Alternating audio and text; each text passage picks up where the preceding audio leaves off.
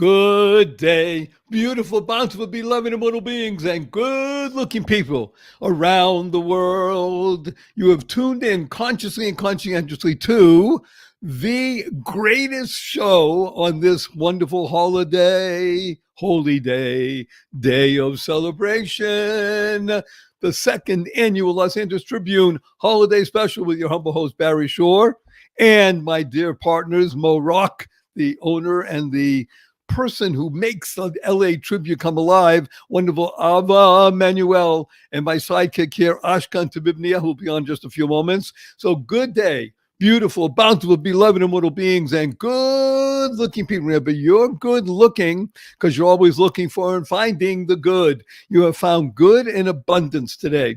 Because if you have chosen to invest your most valuable asset, which is your time, you will be well rewarded.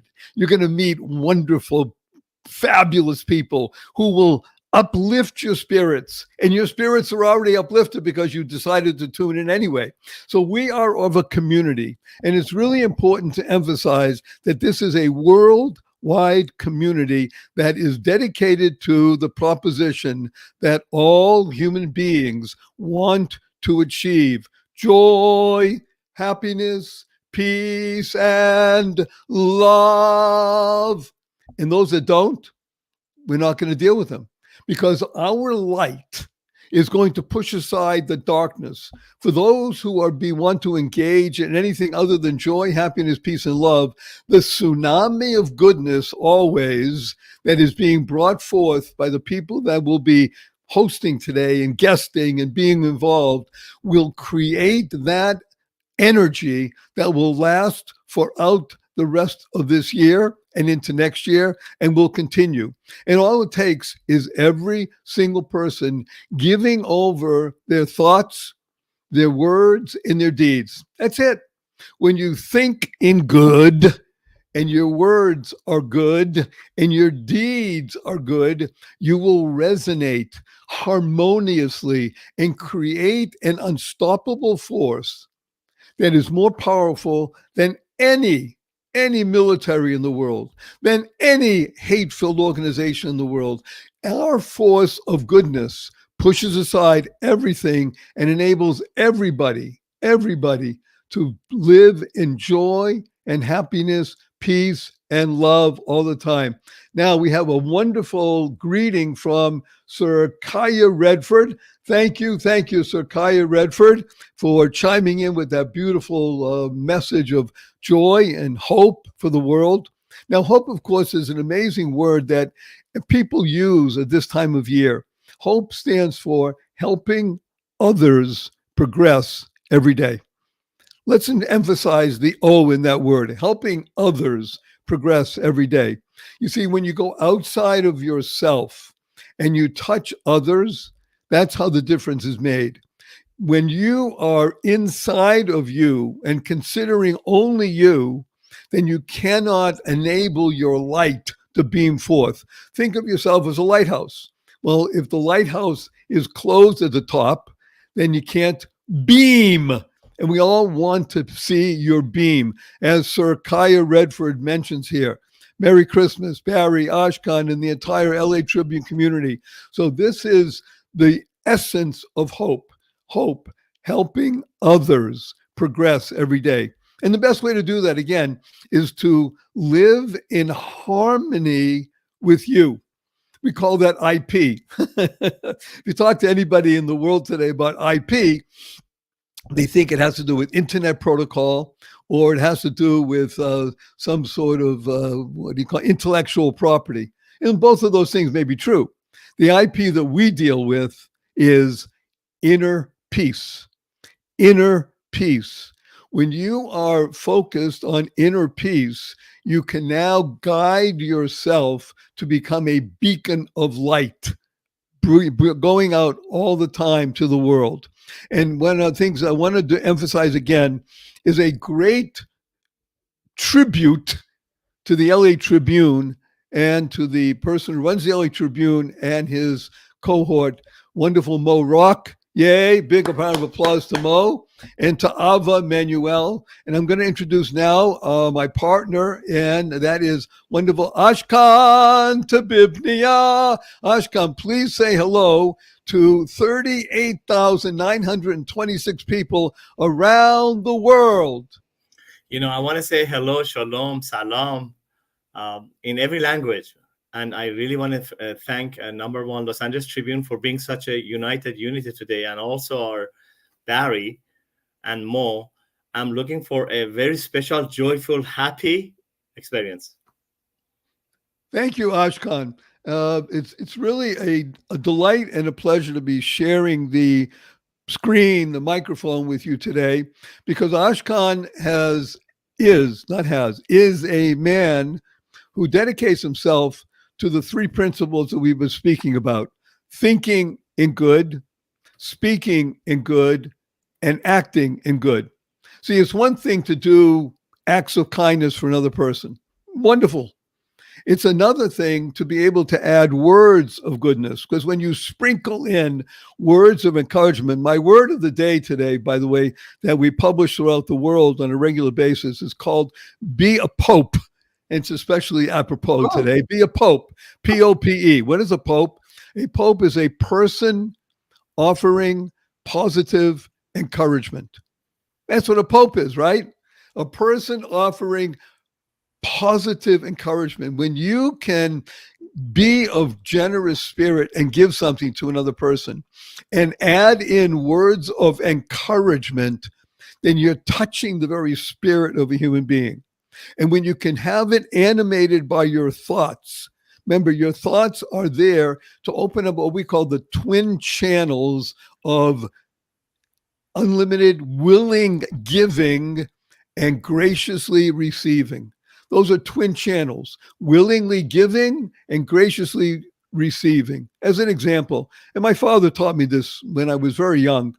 He says, if you want to give something to somebody, you want to give a present, and you're thinking of giving a present to somebody in the hope that they'll give you a present, or that you want to gain favor by giving a present to somebody, he said, my dear beloved son, he used to call me that often, my dear beloved son, that's not giving. That's trading. Okay, you want something, right? But that's not giving. That's trading.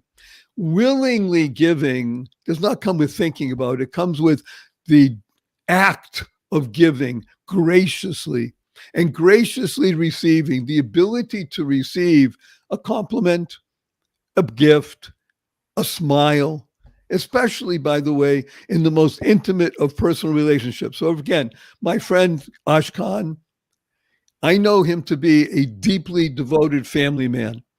There is nothing more important in the microcosm of the world than being devoted to one's family. Because when that happens, you now are laying the foundation for being able to build a skyscraper of being giving to other people. If your family life is not rooted in happiness, then you're not going to be able to give to other people. Right, Ashkan? Correct. And he is an example of that. So we're going to go, and again, I want to emphasize how important it is that the Los Angeles Tribune is making the time, the effort, the expense of bringing together wonderful people from around the world. And it is truly around the world. We're going to have people coming in from Nigeria, from Paris, and throughout the United States of America. It's really uplifting in every aspect, because the world today, some people might think, oh my gosh, there's darkness in the world. That's true, but there always has been, and there always will be. The ability for us as a community is to join together and to unite our light to be able to push aside the darkness. That's the purpose of light. When you can light a candle in a dark room, in a little bit of time, that small candle will fill up the room with light, and you'll be able to see. And once the veil of darkness is lifted from people's eyes and their heart is opened, then people really want to live in what we call joy, happiness, peace, and love. So without further ado, We have a wonderful guest that's going to join us in just a couple of minutes. His name is Tim Shurr. That's Shurr. Tim is a remarkably gifted, talented person. He is one of the most famous hypnotists in the world, and his hypnosis techniques really work on individuals as well as large audiences. And I've been privileged to work with Tim for many years. We're also going to be welcoming very shortly after that a dear friend that we've known for many years, and his name is John Duffy. John is one of the most interesting and courageous people in the world. He comes from a background of being a foolish youngster and a communist, and then outgrowing it, and he's a great movie producer and just a remarkably wonderful person.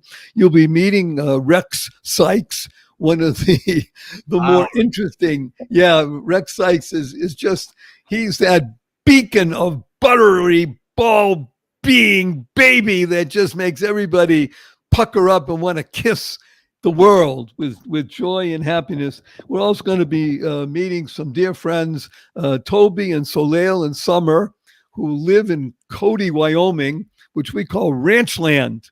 And it's very interesting because there are very few people in America these days that live in what we call ranch land, which is where really the produce of America comes from, farms and livestock and things like that. So we're going to talk to real people who live on real farms. It's absolutely fabulous. And then we're going to complete this first hour with a dear friend of mine, Edwin Edderberry. Edwin is the Chief Happiness Officer of the world. How do you like that for a title? The Chief Happiness Officer of the world. And he hails from Nigeria, and he's traveling, and he says very much just wants to share his goodness with everybody. So that's our first hour. So I'm just going to do one thing. We're going to wait another minute or so and see if Tim is able to join us on his appointed. Let me take that minute because I want to bring you up properly. Okay, Oscar, chime in, baby. I wanted to come in and shadow you because since I remember, is it because you were part of our community, in our synagogue for the past 20-something years, and we were always watching you with your Moses staff? I believe that Mo, when started this unity holiday, I call it roundtable last year, pick the right person. What is the most important thing in any holiday? You already said it. Family for sure, right? We all go to our families, but joy and happiness.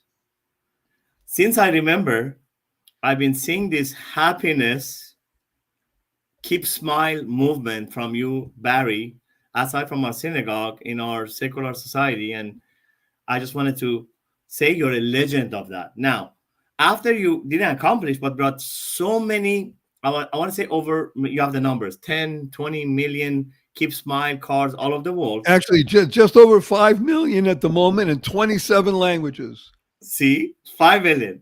See, I was coming here from a beautiful father and son learning with my son. So I'm going to this beautiful unity roundtable, and I'm doing it with Barry Shore, my son, because we were coming to synagogue, watching you. They remembered you for 2 things: your staff, and separately getting your Keep Smiling cards on Pico.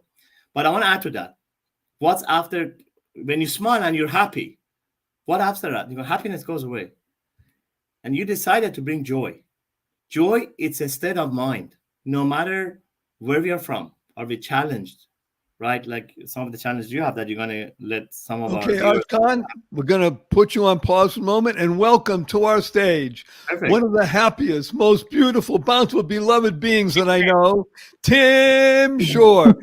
Shurr. Now, Tim, I already mentioned to everybody about the fact that you are one of the most famous hypnotists in the world. And what you do is not just interpersonal, one-to-one, but the ability to hypnotize even thousands of people from remote location. So everybody get ready, because there are over 38,927 people at this moment watching and listening. Tim, go. It's you have the stage for the next 5 minutes. Bring us all together in joy, happiness, peace, and love. Gentlemen and ladies, Tim Shurr. Oh, thank you so much. Thank you. I appreciate that. So, yes, I am here in my holiday attire. So, this is the day of the year that my family and I get on our matching pajamas. And I wasn't going to change out of that for this. So, here I am. And I really am excited that you're doing this, because this message of joy and love needs to be something that we share every single day. And because life is challenging, I mean, make no mistake, in life, you're going to experience pain. But what I found is that so much of the suffering that we experience is optional. We don't have to experience so much of the suffering that we tend to experience. We have to get control of the way that we think. And so many people talk about having a positive attitude and focusing on trying to make your thoughts more loving and supportive. I've spent the last 35 years trying to figure out, how do you change your thoughts? And I found that if you are going to pull weeds in a yard or in a beautiful flower garden, you do not pull weeds by cutting the top off of the weeds. The way that you eliminate them is getting them out at the root and pulling them out there. And so what I started to realize is that we focus so much on trying to change the way that we're thinking, instead of changing the beliefs that are driving those thoughts. When you change the beliefs that drive the thoughts, that's when the thoughts begin to improve. So many of us have gone through what I call big T and little t traumas, upsetting experiences, from being embarrassed, being humiliated, not picked to be on the team, not feeling like we're good enough. And then we've gone through other experiences and losses that can be extremely painful as well. And when we are children, our mind, our brilliant, beautiful brain that God has given us, makes beliefs out of these experiences. It says our brain does it without our permission, without our consent, and often without even knowing that your brain is doing it. It causes us to form this belief about what it thinks these experiences mean about us, about others, about the world we live in. And those beliefs become a filter, and you filter your whole life through those experiences. So if I asked you, what kind of world do you live in? What you answer comes from a belief that was formed inside of you when you were a child. And so if you believe that life is good, then you're going to filter the world and look for the good. It might be raining, but you'll say there's a rainbow coming. If you believe that the world is evil, then you will filter it through evil, and you will get consumed by the news. And the news is just a filtering system that tells you every bad thing that ever happens, which is, thank the Lord that we have people like Barry Shore, who is out there bringing good news to us every single day. And so you've got to ask yourself, if you are having a tough time, if you are having a crisis in your life, if you are not feeling the joy, if this time of year causes you pain and suffering, I want you to start asking yourself, what would I have to believe in order to think this way? What would I have to believe in order to feel this way? And start going deeper within. There's an old phrase, I love this ancient phrase. It says, when you learn to go within, you never go without. And so we begin to ask ourselves, what would I have to believe? Let's say it one more time, Tim, because it's so beautiful. Say it again, please. So when you learn to go within, you never go without. On that high note, right? Because Tim told me that he wants to get back to his family. So he said, I just have 5 minutes, Barry. But look what he did. He hypnotized us all with that beautiful insight. If you go within, you will never be without. And remember, hope stands for helping others progress every day, going outside of yourself. So, Tim, before you leave, we're going to give you the big hug. You ready? Always ready. Hug stands for heartfelt, unlimited giving. On the count of 3. 1, 2, 3.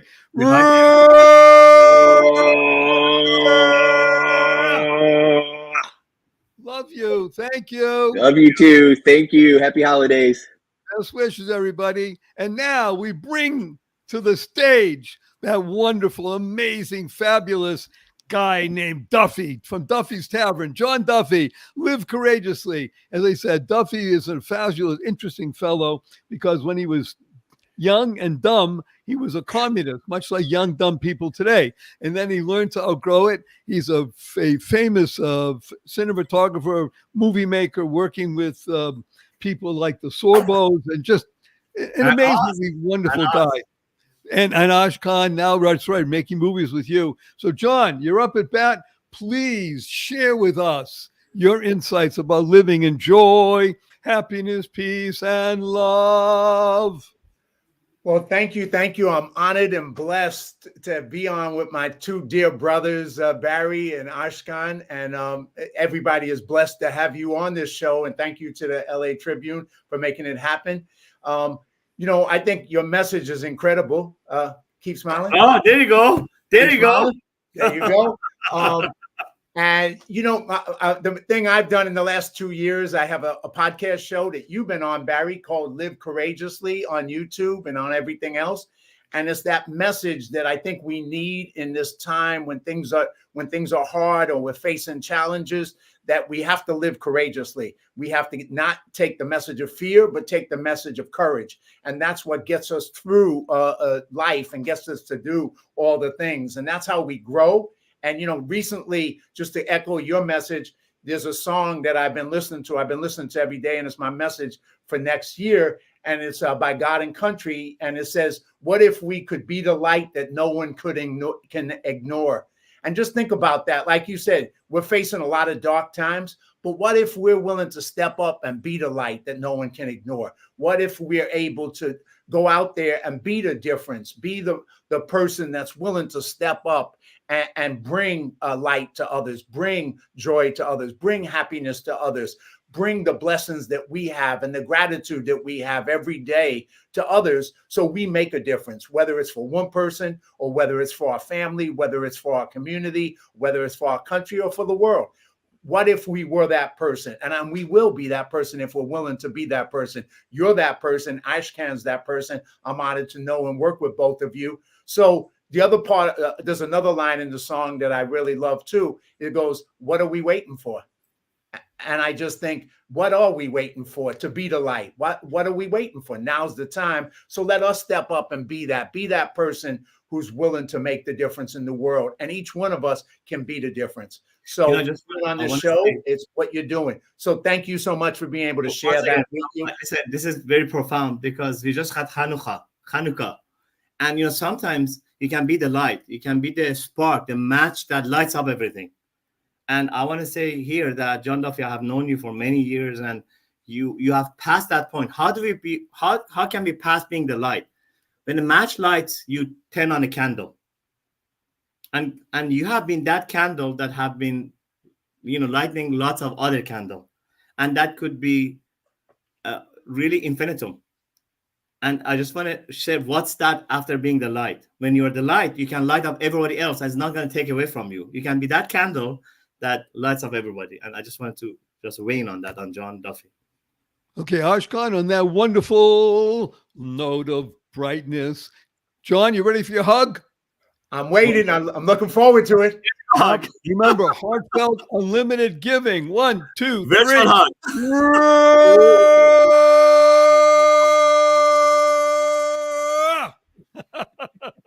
Thank you, thank you, thank you. And now, direct from Paris, France. Oh, so wonderful. We have one of the more remarkably bountiful, beautiful, beloved beings in the world, Dr. Yasmin Saad, who, in addition to being one of the more interesting psychologists in the world, is a co-author along with Mo Rock in his great book. And look at that beam. I mean, by the way, the setting in your home is this is your mother's home, I presume, in Paris, and it's so ecumenical. Here we have furniture that looks like from Louis XIV's, and we have a Buddha in the corner and a Christmas tree. And I mean, talk about, blending together all the goodness of life. So Yasmin, who, again, she's in Paris right now, but she didn't want to miss this. Let's speak about what you see as the ability for bringing more joy, happiness, peace, and love to the world. That's such a beautiful mission. Thank you, Barry. Nice to meet you, Ashkan. Pleasure, Yasmin. Hello. So the best way to bring joy to the world is to bring your talents to the world, right? We all have talents. So how can we figure out what are our talents? What do you enjoy? I love decorating. As you can see, my mom loved decorating too. I did the Christmas tree. She did the decoration of the Buddha. We love decorating. We like creating healing space, therapeutic spaces. And I'm a psychologist, no wonder, right? What are your talents? So I want everybody to tap into their zone of genius. A lot of people devalue them because it's easy, because it doesn't come with so much effort. But the idea is when you bring your zone of talent to the world, you bring joy to the world. You start beaming, you start shining. So the key is, one, figure out what you like. Second, value what you like.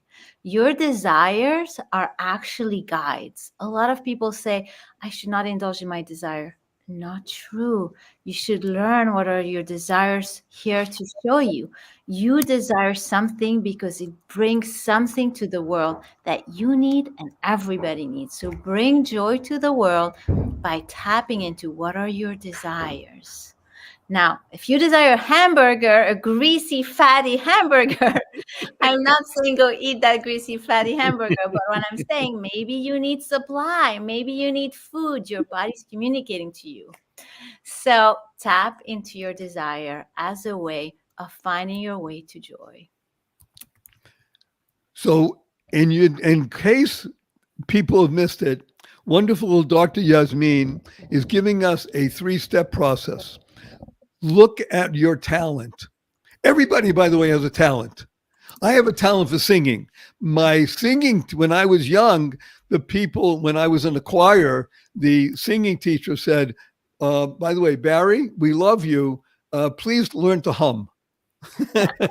She didn't I thought I had a talent for singing, and I use it now. But the point is that doesn't matter what anybody else says about your talent. It's what you think your talent is. Is that fair to say, Yasmin? Yes, but I would add other people's message are also here to rebalance you.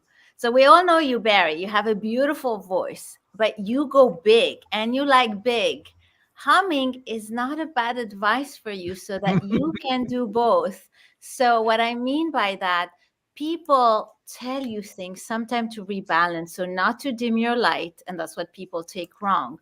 It's more to kind of fine tune your talent. So that's what I would say. So to bring joy to the world, listen to the message behind people's word, not people's world. When somebody tells you to hum, they want you to tap into another registry that you haven't opened yet. They're not denying your talent. So I always say life brings you rebalancing constantly so that you shine brighter. Can you see it? Woo! By the way, Yasmin is quite correct. I go big. Big stands for believe in giving. Believe in giving. It is the most important muscle in the human experience, in my humble opinion. And I just love this idea of talent because there's a very famous Bible story of a father giving talents to his different sons and seeing what they do with them in the world. Because in those days, a talent meant an amount of money or gold. And so the word talent, interestingly enough, comes from the base idea of money. Because when you really can utilize money well, you have a talent, let's say, for making more of it, which is about being able to give more.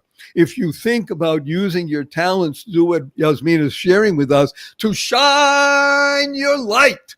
You don't have to sound like Barry Shore. You can say it softly. But the point is that she's right. And I just love the idea of how you decorated the house. Wait a minute. Can we see your sweater for a moment, by the way? Because it looks so, yeah. Oh, beautiful. Oh, yeah. Festive. Yeah, Okay. gold, shiny. That is so beautiful. That's so beautiful. So again, thank you, Yasmin, for making the time all the way from Paris. And by the way, Paris is known as the city of lights. Is it lit up right now? I mean, is it 100%? It's lit up. There's a lot of people. And it's a lot of fun. It's a lot of fun.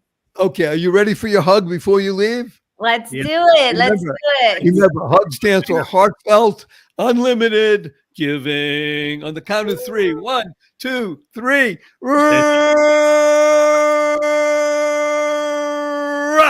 Small heart. Thank you. Wonderful, Yasmin. Thank you, Best Barry. wishes, everybody. Thank you. Bye. Okay, Ashkan, we're about to welcome a wonderful fellow that we both love very much, and his name it's really how when people name their children, oftentimes it's done with thoughtfulness. In the case of our dear friend Rex, it was done purposely because Rex is a king. Oh, He's wow. he is the king of insightful, good, beautiful, bountiful life. Like says the books behind him, life on your terms. Okay, wonderful Rex Sykes. Welcome, dear friend. I was looking Wow, forward to be with Barry and Ashkan, what an amazing time, and to have followed Tim and John and Yasmin. I'm thrilled to be here, and for people around the world who are watching this, season's greetings, happy holidays, blessings in whatever way and however you celebrate. I would like to start off by just asking a question of people. I've done this, and I want to find out if others have. They can put it in the chat or not, but just think about it. And that is, have you ever changed locations like your home, your address, or your workplace, or the school you go to, and at some point you were driving to the new place, but found yourself going to the old place? I have. In the old days of rotary phones, when you used to call people, I called my old number instead of my new number, that kind of thing. It's an interesting thing because change and finding joy is so much easier than most people think it is. For example, if you wanted to make more, say, apple pie or cherry pie or whatever your favorite pie is, what do you need to do? Do you get more pie by complaining about not having ingredients, by worrying about what's lacking in the world or what you didn't cook up at the store? Or do you go, you know what? I need to have more apples. I'm going to have more apples, and I'm just going to make more pies. I'm going to make more crust, and what do? You just make more pies. Well, the interesting thing about these two things is your brain doesn't need to undo anything because it never does. Your brain just works in one direction. So if you live in one place and you change your address, your brain learns to go to the new address. But a lot of people think, in order for me to be good and to be happy, I have to get rid of all of my sadness. I have to undo all of the negativity. I have to dig through all the crap in my life and get rid of it. And that's not how you do it. If you dig through the crap, it's kind of like if you dig a hole in your background, what do you end up with? You end up with a pile of dirt. Okay. And the more you dig, the more dirt you find. So what you want to do is you want to focus your mind and your heart, your words and your behaviors on the joy that you can find already. Back in the 80s, mid 80s, I was teaching an NLP master practitioner program, and a NLP practitioner program in Chicago. Now I forgot the name of the hotel, but it was across the street from the Chicago Plaza Mart, which is a huge, big area of shopping. So I was training upstairs in the hotel all day long, and it was about 2:00 in the afternoon. I decided to come down and take a break and go for a walk around the block, and as I entered the lobby of the hotel, I could see out under the awning the brilliant, bright sun reflected on the Plaza Mart across the street.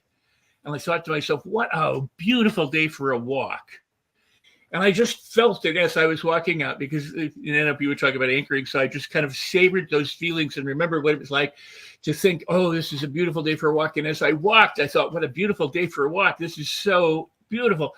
And I walked around, I came back in, and I told everybody what I had done. See, what a lot of people want you to do is they want you to 10 times everything and take all this massive action. But really, life is a collection of tiny little moments. And if you savor the tiny little moments, guess what? They exponentially grow. I now, to this day, whenever I'm faced with a massive challenge, you know what I think? What a beautiful day for a walk. What a wonderful day for a walk. How marvelous and beautiful. And so what I would like you to do before my time ends is today, and any day you can, sit down and think See what you saw, hear what you heard, and feel what you felt at the time of some experience. It could be great and profound, or it could be simple pleasures that you enjoyed, but go through and develop a catalog of all your positive, wonderful, joyful experiences. It could be connecting with friends or family. You could be alone at the beach or sitting somewhere outside and looking at nature. You could get a special phone call from somebody, but something that warmed your heart and made you feel good. Relive it. See yourself, what you saw at the time.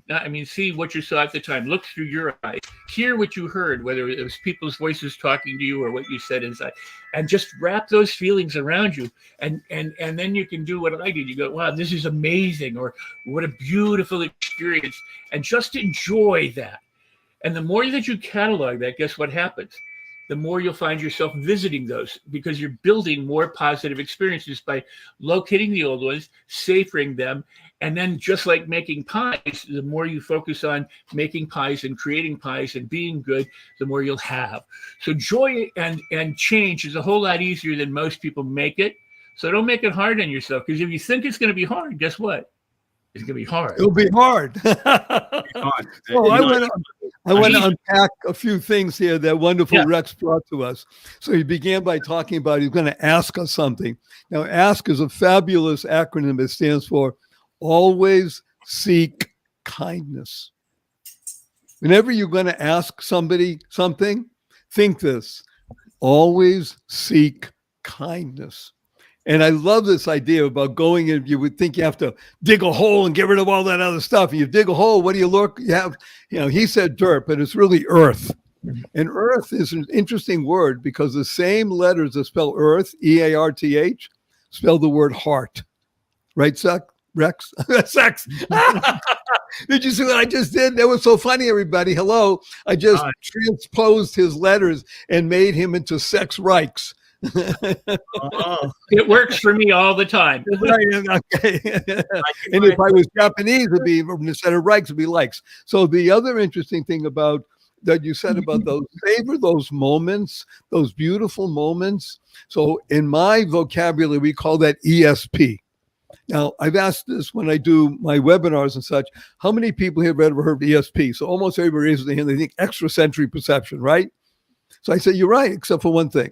ESP really stands for everyday simple pleasures, which is what you just said, Rex, and what Yasmin said, and what John Duffy said, and what Tim said, and what Ashkan lives. Everyday simple pleasures. If we can begin to internalize, utilize, and leverage those in our life, guess what happens, everybody? This holiday special extends throughout the entire year until we meet again. Now, by the way, only Rex knows that song, me, because we're of that age. Happy trails to you. Okay, now, first of all, I want to say thank you. I just want to say 30 seconds, because Rex Sykes is a mentor of mine, and he reminds me of Steve Jennings. Rex Sykes, to me, is two things: a living legendary and a legacy. Because we all have challenges. We have things that, because of God brings us a hand, but what do we do with it? And today you're such a perfect persona for what Barry Shore has put together, which is joy, happiness, peace and love. Keeping love. Is it easy to be like that? No, it's a choice. As we have not good memories that we all want to forget, we don't want to remember anymore. And some people have trauma. They have to go to Yasmin and psychologists and people to really not to be connected anymore.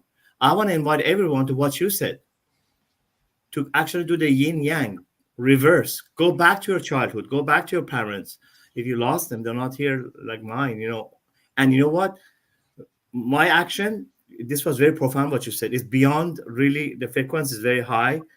Any of those joy from childhood, your parents, anyone, go back to it, own the feeling, bring it to today, and that's a choice. Mm-hmm. And guess what? Even if a lot of people are lonely right now, just bring the joy back and try, go through and, just be open. And if you do that, there's an opportunity for you to be happy again, to bring joy to your life, bring to smiles. And this goes back to a lot of people who are not like so joyful like us. And I know that for them, it's a lot of people, it's very hard for them to be happy, to But guess what? It was very profound. And this goes back to both of you, to Barry and you. This is the secret of today. Relive those moments that you were when you high school, when you got that award, when you had that good feeling with your parents, with your father, with your mother, with yourself. You saw that film, your favorite song, your theme song, that picture you saw. Go back and saw it, and guess what? You have the opportunity to be happy again. And again, I don't want to take off from here, but really, you touched a point that it was very relevant to me. Ashkan, I want to unpack a few things for people, because we're now up to 47,819 people around the world that are tuning in. So a couple of things. I'm urging everybody, just urge 5 people you know to tune in. I didn't say 50 or 100 or 1,000, 5. That's it. Let's get 200 plus thousand people by the time we complete our cycle here. So I want to urge everybody to consider the 6 most important words that you'll ever internalize, utilize, and leverage in your life. And you said them, Ashkan, a number of times. And they are the following: choice, not chance, determines your destiny. Choice, not chance, determines your destiny. How you choose to respond in any given situation will help determine not only the pathway of your life, but the trajectory as well. And therefore, we can do what everybody wants to do, is live in joy. Now, I'm going to give everybody a great acronym for joy. Joy stands for Journey of You. Wow! And wow, by the way, is a great acronym. It stands for Words of Wisdom, Words of Wonder. Joy, Journey of You, because that's what this is about. This is not about Rex, great ideas, or Yasmin, beautiful woman, and Mo and Ava and Ashkan and Tim. And it's about you. That's why you tuned in, because when you're the best you, guess what happens? You make the world a better place. You build more joy, happiness, peace, and love. You build bridges of harmony. And it's such a wonderful way to live, because if we live this way, guess what? It can't be any other way. It can't be. We're creating what I call a tsunami of goodness. So, Rex, I'm going to ask you to do something uncharacteristic. You ready? Ooh. You got only 40 seconds to answer this question. Give us a closing statement that goes, pow! 40 seconds. All right. So some people go to a buffet and they try something and they don't like it. Are you going to spend the rest of your time at the buffet going, oh, that was terrible, I can't believe I ate that, that is crappy? Or are you going to pick the things that you like? When you go to a buffet, what do you focus on? You focus on those things that you want to enjoy. We'll do the same thing in life, and life becomes like a smorgasbord and a buffet of really wonderful, sumptuous, good things. If you focus on all the crap, you get crap. You focus on all the good stuff, you get good stuff. If you focus on what isn't there, you're just going to miss out. Focus on what you have in front of you and emphasize it, enjoy it, delight in it, and it multiplies. He did that in 39 seconds, everybody. Okay, well, buckle up, my dear friends and listeners from all around the world, because you're about to meet some really fascinating people. I just love this family. I'm just going to bring them on and tell you who they are and where they come from. So, look at this. It's the Prairie Home Companion. But it's not from Minnesota. It's Cody, Wyoming. Oh my gosh, is this not beautiful? This is the Levine family. Now, Levine is spelled L-A, actually capital L, small a, capital V-I-G-N-E. I'll sing it again for you. L-A-V-I-G-N-E, the Levines. So what we'd like to do is go from youngest to oldest, and that'd be me, I guess, and introduce yourselves to the audience. And I'll tell everybody, this amazing family, they live in Cody, Wyoming. Now, those of you who are geographically challenged, and that's probably 99.7% of everybody listening, and certainly the world, go and just look up where Cody, C-O-D-Y, Wyoming is, and that's where they live. It's right next to an amazing natural wonder of the world that's part of the United States. And but just please introduce yourselves, and then we'll have a lot of fun together. Okay, Summer, you're up. Oh, did I say that? My name is Summer. I'm Soleil. That's Summer. Soleil. How do you spell your name, Soleil? S-O-L-E-I-L. The sun. Wait a minute. How else you going to spell Soleil? You think I would spell it? By the way, that was for you, Yasmin, because Yasmin's in Paris right now. So somebody might spell it Solay, but no, Soleil, right? Soleil. I'm Shelly. Shelly. And by the way, is that Shelly Shelley or Shelley? Just a Y, Barry. Shelly You Y. got it. Thank you, Shelly. And who's that next to you? This is Toby. Toby, Toby. Okay, so I have asked specifically for Toby and the family to be on.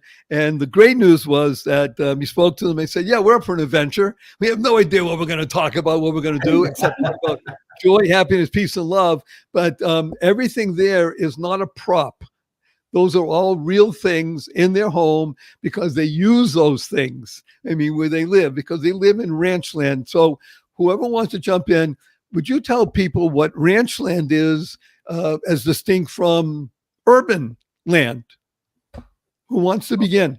Yeah, so well, we're pretty much right up against the mountains, and neighbors are much further away. The primary kind of agriculture around here is ranching, raising steers for meat. So there's a lot of haymaking, a lot of calving, just a lot of ranch work. I mean, first of all, you just used a 4-letter word ending with K. Work. Oh no, yeah. Work, right. So in other words, people actually work in ranch land, right? Well, I'm going to pick on Summer for the moment. Summer, I got to tell you something. I've been a fan of 4-H clubs since I was knee-high to a grasshopper, which is pretty small. But I grew up in the city, so I only thought about it. But you're actually part of it. Tell us, what is 4-H and why do you do it? 4-H is just a club that is around mostly animals, but I would say a lot of other things like crafting, and they do a lot of food stuff too, but it's basically just making things. All right, but what are the 4 H's? Hands, heart, health, and head. Oh, okay. So one of them is not hemp. And one of them, that was a funny, wasn't it? And one of them is not hay, but it has to do with being close to animals and nurturing them and raising them. Is that right? Yes. Isn't that amazing? I mean, to really experience nature in the most fundamental way.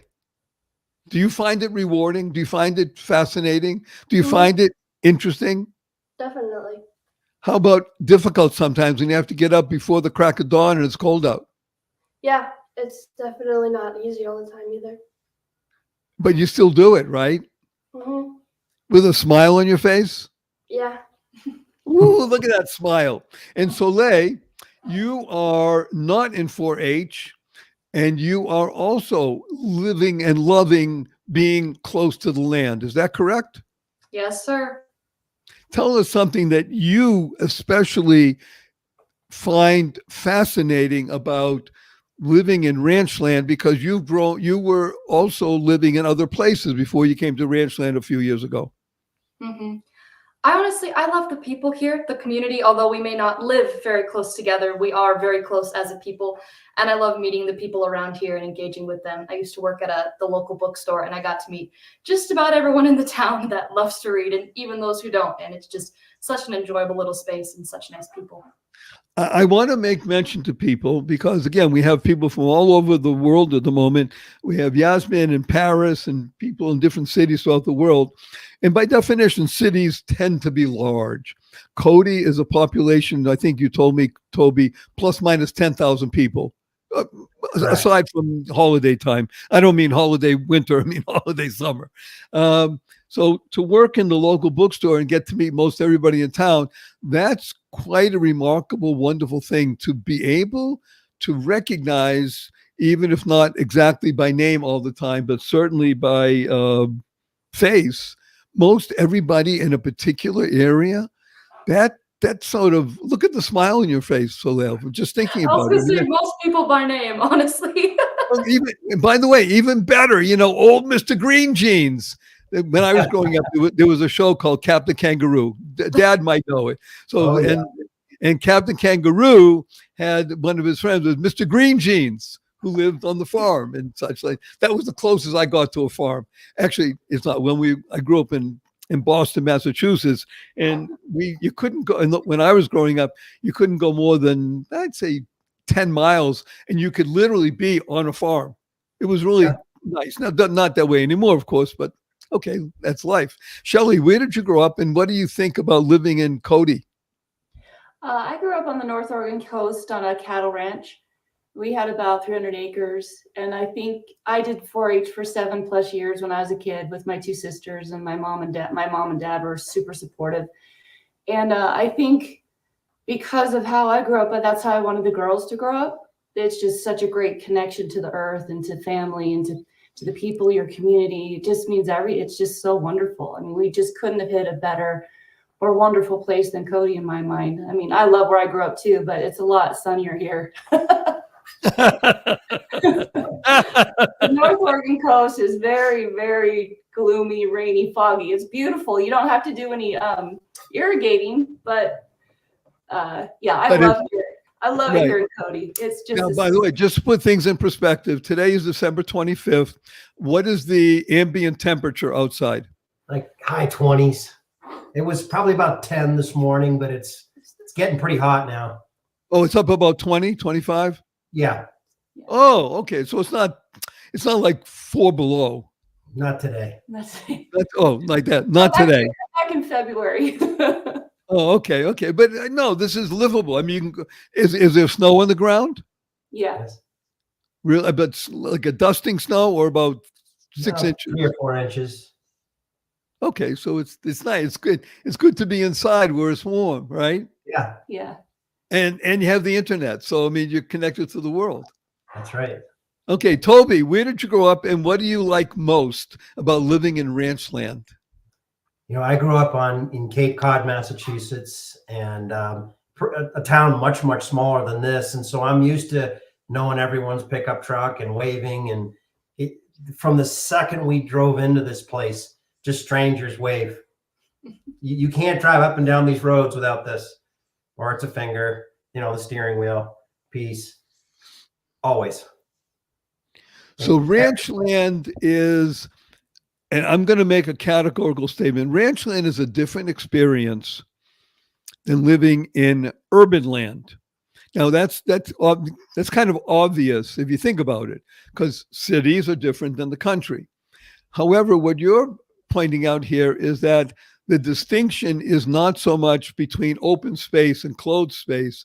It's a distinction, and each one of you said it, about community, about connection with people, with the land, with the animals, the things that grow from the land, in this case, hay, but also animals. The animals grow from the land. They're movable, but they're like plants in that sense. They just thought they go differently. And the experience of living in ranch land is, in my humble opinion, what America was until quite recently. Is that fair to say? Absolutely. Yeah. Okay. And without putting words in your mouth, Soleil and Summer, would you say that you love where you live, or you just tolerate it? I love it. Mm-hmm. Wow. That's so nice. And by the way, I have to tell everybody a big plug.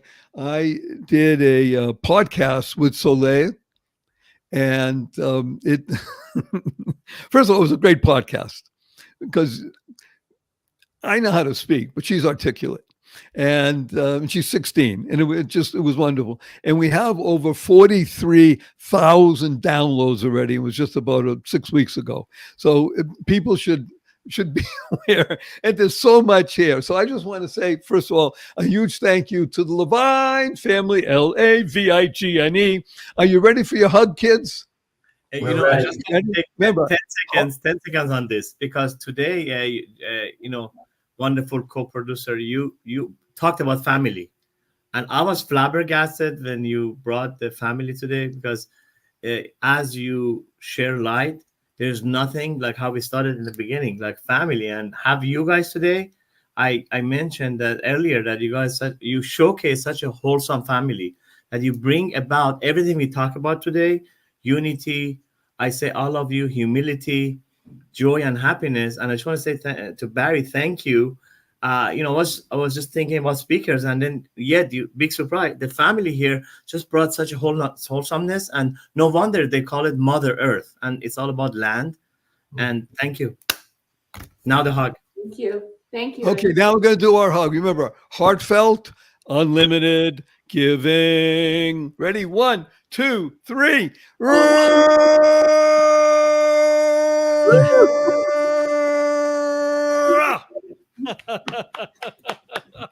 Thank you, thank you, thank you. Best wishes. Bye. Wow. Okay, we're about to meet the chief happiness officer for the world. So get ready, everybody, because something special. So Ashkan, I'd like you to meet one of my dear friends, Edwin Edeberry. And as I said, he's the chief happiness officer for the world. And Edwin, do you want to disclose where you are geographically? By the way, everybody should know Edwin comes originally from Nigeria. He lives in Northern California. He and I do a podcast, and you should all bookmark it because it's really something to behold. It's on the first and third Thursday of every month, and bookmark it for the rest of your lives from 8:30 a.m. Pacific to 9 a.m. Pacific. And it's about how to find happiness and joy, because they're two sides of the same coin. So Edwin, you'll meet my dear beloved friend Ashkan. And Edwin, where are you physically? Hello.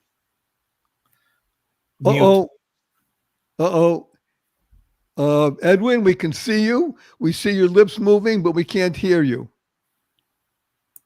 Now, this is too funny, because the past couple of weeks when we've done our program, we've had the same thing happen. We can't hear you. Too bad. I want to tell you, Barry. Yes. You talk about you have chosen him as the ambassador of happiness.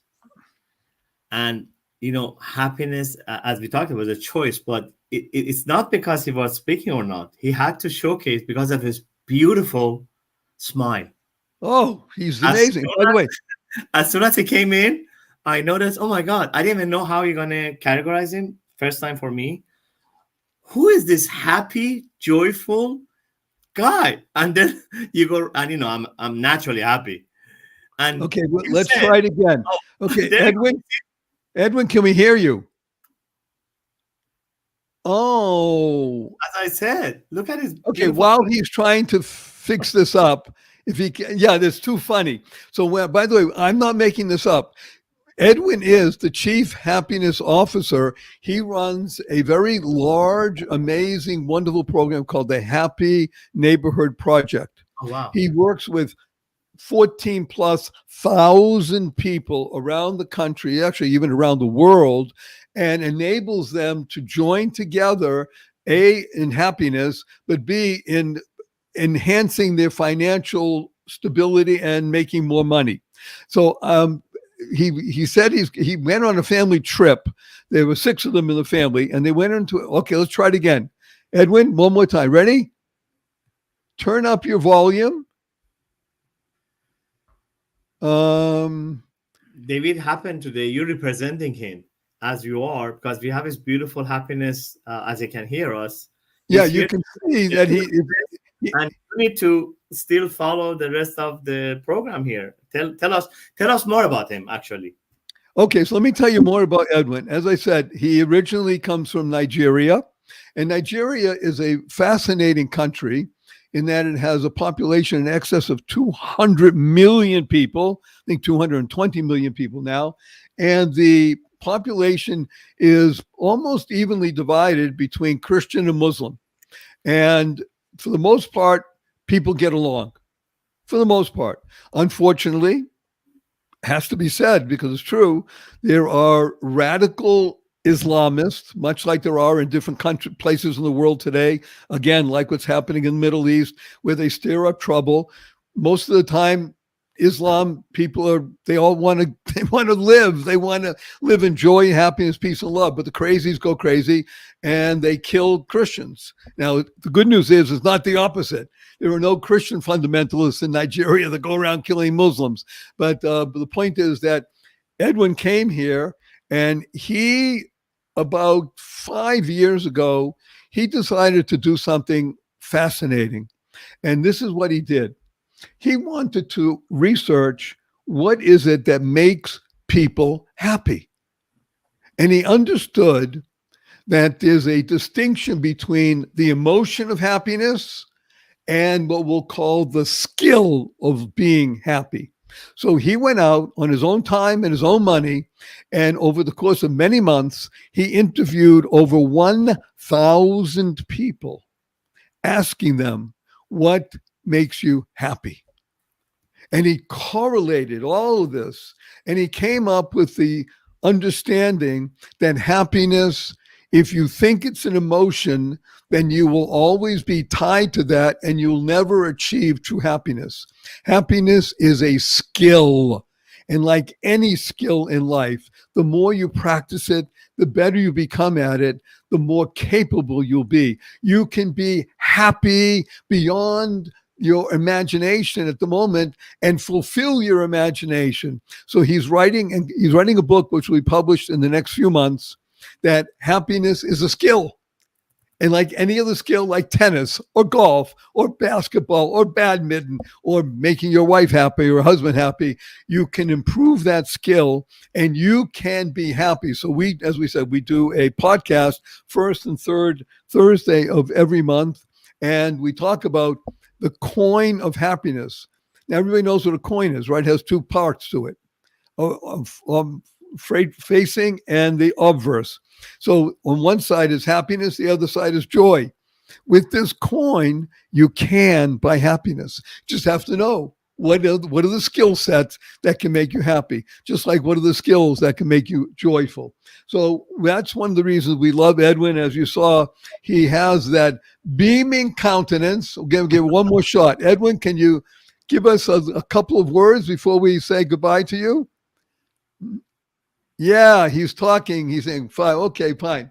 But you know what? He can actually type into the chat a nice paragraph that we can showcase. Okay, type something into the chat if you would. But for the moment, what we're going to do is we're going to embrace you with our hug. Edwin, are you ready for our hug?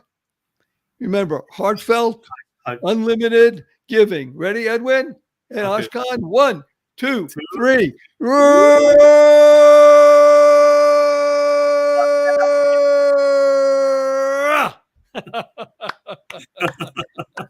So for those of you who don't know, before there were things called talking pictures, which was the first talkie was in 1927, I think it was, maybe 29, I think 27. There were silent movies, and sometimes silent movies were as expressive as those that had sound. So that was the interlude with Edwin Edderberry, the Chief Happiness Officer of the world.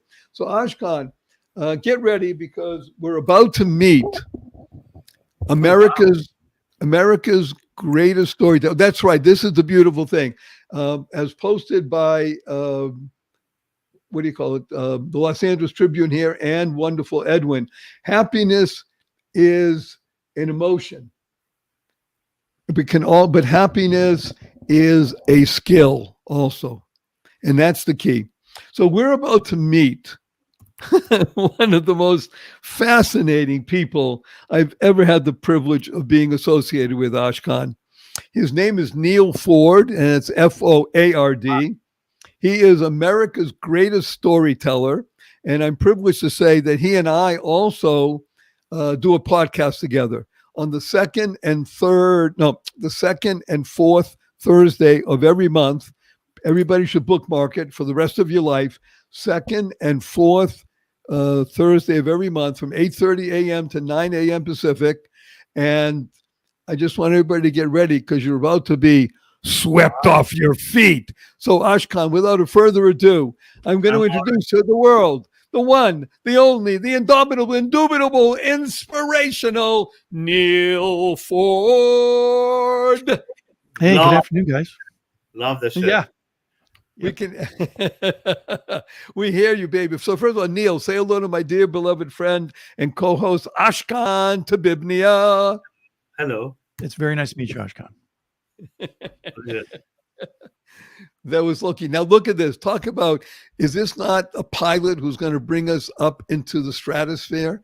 Look at him in his booth. I love it. Okay, Neil, as America's greatest storyteller, would you be able and willing to share with us a great story that moves you in the terms of holiday season? Yeah, it's a story I recently told on TikTok, Barry. Years ago, I got invited to in the early '90s. I got invited to a wrestling event. You know, one of those World Wrestling Federation things down in Atlanta, Georgia, at the Omni. And you guys know wrestling it's this old timey Roman spectacle of people beating on each other. And when I was in this arena, something rather unexpected happened. There were the sort of crowning event of the evening was a wrestling match between two tag teams of 3 men each. And I cannot remember their names, but I do remember that they were basically good versus evil, which is often the theme of the wrestling events. And what took place was the nasty and barely literate manager of the evil team, his scripted job was to distract the referee long enough so that the 3 bad guys could beat the hero with metal chairs. And while they were beating on him, as you guys know, it's not exactly, they don't really mean to do damage.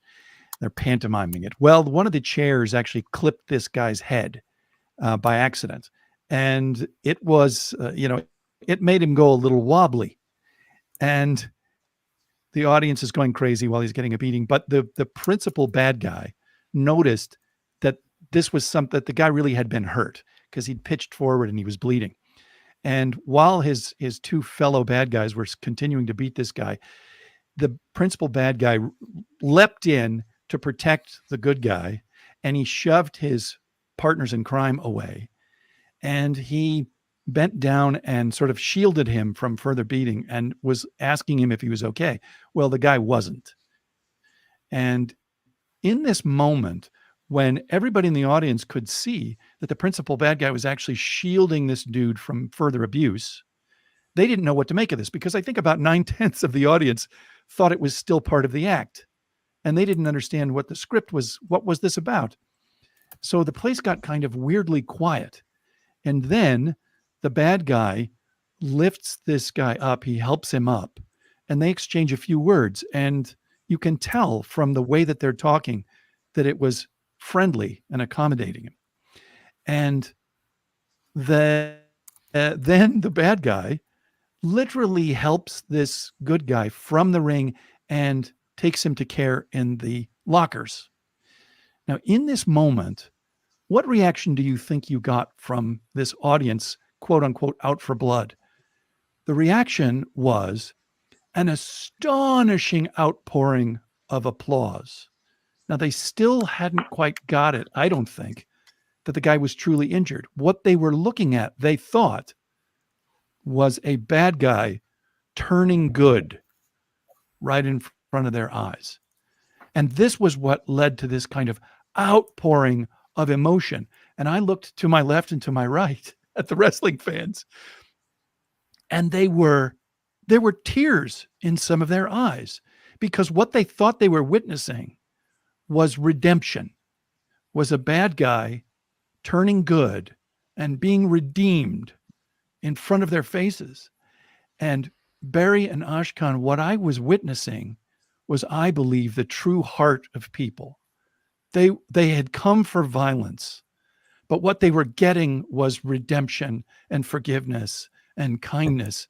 And unexpectedly, this was the giant emotional release of the night. This was what they really had sought. And I'm telling you, they left that event transformed. And it was such an unexpected and glorious thing for me to see. I got to tell you, I left a better person. So there's a story for you, Barry. Okay, I want to jump in here with a couple of things that touch me every time I'm in the presence of Neil Ford and I hear a story that comes from him. And in my weekly newsletter this week, I mentioned I always feature a word, and the word this week was transmogrify. So transmogrify is to transform something in an unexpected and magical, wonderful way. And the classic example is a frog into a handsome prince. So what you just did is you talked about the transmogrification of a group of people that were thirsting for some sort of blood, in which case they got it. But really what was happening is they were redeemed in their very essence. And that which we're trying to get you back in the stage of. And the redemption of the soul is a far deeper and more penetrating and lasting process than a physical transmogrification, as it were. And that's one of the reasons I love working with and listening to Neil, because it is what we used to call in poetry, touch to the quick, which means it goes in deeply. By the way, I don't know if you know that, Neil, that's a term from fencing. Touch to the quick. Cut to the quick. You know, rapier sword goes in, and so I would like to, because I did budget a few more minutes for you because I care so much about your abilities to relate a story. I'm going to ask you a crazy question. It literally just came into my head. You ready for this request? I'm ready. Go for it. Do you have a story? Do you have a story about a laundromat? I don't know what. I just thought about it. I love laundromats. Laundromats. I don't. I do remember using them all the time. And there's a kind of, if you will, Larry, there's a quality that we miss in our current life with our devices. And that is when you used to wait for your laundry to finish in a laundromat. If you were waiting there, it was a moment of peace. There was no expectation you were going to be doing anything. So often people would talk or they would read a book or something like that. And I don't think there are enough of those moments in life where we give ourselves a chance to do nothing. And I'd like to, if you don't mind, I'd like to sort of spin things in a slightly different direction. I want to offer and ask for the people who are listening to us right now. There's something you can do. By the way, I want to tell everybody we just passed the 50,000 mark. We're at 50,817 people around the world that are tuning in.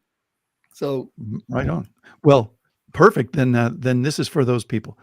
You have an opportunity if you're traveling now to do something quite wonderful, which is traveling can sometimes be a bit of a burden and it's filled with little annoyances here and there.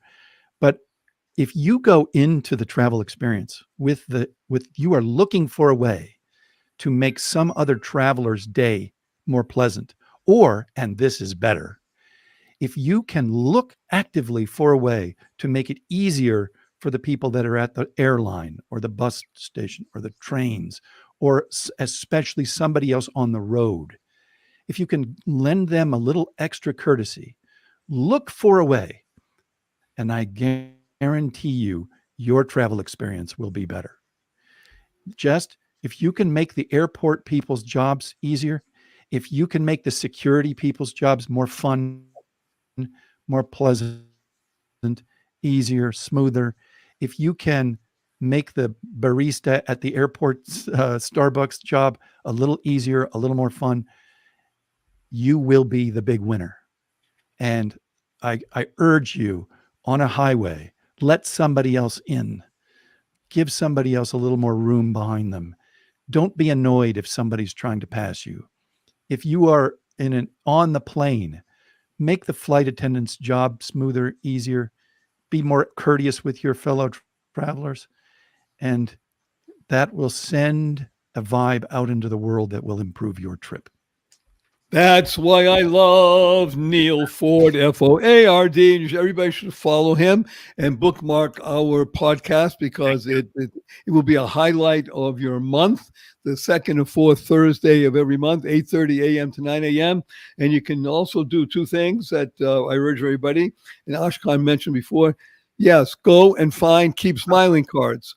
Go to my website, barryshore.com, BARRYSHORE, barryshore.com, and order some Keep Smiling cards. They're free as the wind blows. And keep them with you. So wherever you go, give them out. And as we always begin every podcast or every interaction with Barry Shore, remember, I tell people, remember, you're good looking because you're always looking for and finding the good. Or as Neil says, find a way to find the good and pass it on.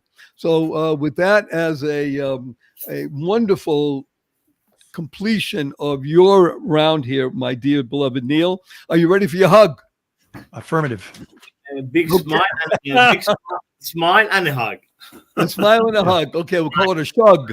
Okay, and or in this case, a smug hug. And here we go on the count of three. 1, 2, 3. Oh, you got us. Thank you very much for that action. Nah. Right, Thank guys. you. Wonderful to meet you. Take care. Best wishes. Make it a great one. Bye. Okay, so we are just so happy to have with us one of the more remarkable beings that inhabits the planet these days, Prince Dr. Olympia Gelini. Wonderful. Welcome, Olympia. Ashkan, would you like to introduce wonderful Olympia to the world? Absolutely. Today's all about smiles, happiness, joy, and we couldn't have without Dr. Olympia. He really resembles, as you guys are going to get to know him, these characteristics, no matter what the challenges are. Because as we talked about throughout the show, and everyone talked about, we can tap into, and this is a choice. And Dr. Olympia, aside from being a wonderful gentleman from Iran, he came to America to fulfill a dream. He became Dick Clark's partner and established Family Film Awards to this day. And I'm going to let you guys know what the rest he wants to do. He's going to describe himself. But I want to thank Los Angeles Tribune and Barry for putting out a show that can not just celebrate what people have done, right? Also celebrates who people are as human beings. And Dr. Olympia really resembles today, which is joy, happiness, and unity. Back to Ambassador of Joy, Barry. Thank you, wonderful Ashkan. Prince Dr. Olympia Gelini, please share with us more than 50,000, actually over 51,000 people around the world, your message of joy, happiness, peace, and love. Yes, Mr. Barry. I am very, very thankful to Los Angeles Tribune and their team, and you also, and my dear Ashkan Tabibnia. It's a very happiness day I have. It's a Christmas day, and I'm very thankful to all of you to understand America, the country of Christianity. And this is such an honor to share with you. In order to have a good thing, the good thing, you have to share it to other people. What inspired me in my life, that's a dollar sign. And I have been 65 countries. I never see the sign that God we trust in. So this is the key. This is the key to understand we are living the country, a diversity of different nationality, different religion, but the umbrella is trusting in God. And that's why I'm very, very, very grateful. From childhood, it was maybe be some funny, but I'm coming from mother Judaism and father Muslim. But when I was 3 years old, I loved cowboy movie. or see in the movie, the person go to either box and the other side, the priest, and he confess. And he said, I done this one. And it was it's just a movie for me. When I see this man come out of this box, I said, God, his face has changed. That is a miracle. So miracle from Jesus, I learned from 3 years old. But I hold it in my heart. And now every Sunday I'm honored to go into Christian at the Normandy and Wilshire, they call Oasis. So I want to ask, learning from you and other speakers, but I want to humbly ask Jesus today, right now, because I believe when they say love one another, I believe he died for our sin. I want to ask him, did Jesus bring the peace? What's going on in Middle East and in America and in the world? We have to billion people right now celebrate of Christianity, and we have to respect that, include and love them, include myself. So that's why I'm so honored to be here to share with you to America. Since 3 years old, I see this enlightening and calm country after country. And when I focus about this beautiful world, trust in God, that is the key to brought the Mr. Dick Clark in my life, American band dance, and I also brought the Mr. Jack Valenti, the head of the Motion Picture Associated, brought the founder of the Harvard Reporter, Miss Teacher Word Cassell and Arthur Cassell. So those are the people, because America is about the teamwork. And my life since I was 3 years old, because I love ethnicity, I love different dancing, different music, different painting, different, I found it in America, all the diversity, you can see it. So through the culture, through entertainment industry, and through the education, I want to have a unity. And today, your program about the unity, and I'm honored to be in your place. Thank you. Wonderful, Dr. Giulini. I want to unpack a few things here and emphasize some of the beautiful words that you have said here and the dreams of someone who was not born in the United States, because the United States of America is a beacon to the world. It was founded to be a beacon to the world. It was founded on liberty. If you look at the American coin, you will see that the three principal aspects of the United States of America are on a coin, just like it is on the dollar bill, but on the coin even more so. Because on a coin, there are three words. One word is called liberty. Liberty and justice for all. Are we ideal? Are we perfect? Of course not. This is humanity. But the country was founded on liberty. The second, as you pointed out so eloquently, in God we trust. In God we trust. It's even on our money, because without the understanding that there is a creator, without the understanding that there is a God whose essence is goodness, whose essence is giving, whose essence is creating bounty for everyone of goodwill. If you are of goodwill, you will succeed. If you're not, then this is not the place for you.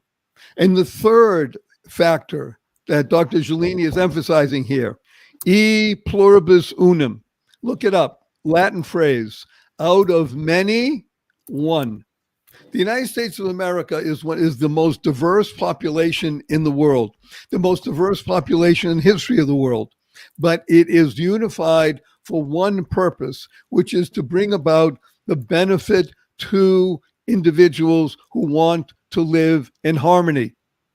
E pluribus unum, out of many, one. You want to have your own ethnic foods, your own ethnic communities. Wonderful. Everybody, however, works together for the benefit of the United States of America.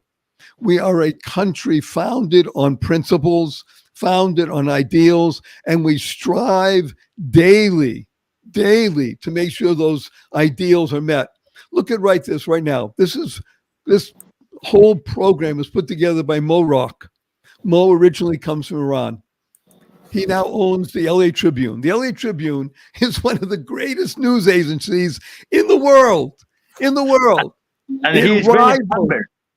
It rivals the New York Times and the LA Times and all these organs, these house organs that just spew forth the things that they don't really care about. LA Tribune cares.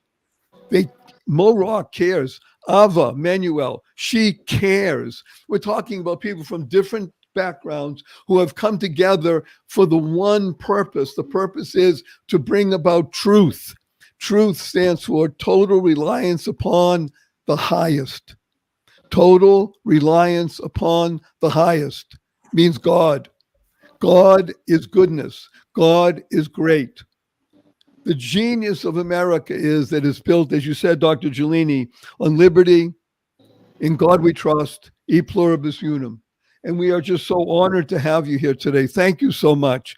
And I appreciate the last thing. I just want to, again, from my bottom of my heart, thank Ms. Mo and Ava for such a wonderful put us together and get this host like such a your staple, my dear Ashkan. And may God bless you all and happy Merry Christmas. Thank you. Wait a minute, Dr. Gelina, are you ready for your hug? Hug. Do a hug. Ready? I can't wait. Okay. Ready? Heartfelt, unlimited, giving. 1, 2, 3.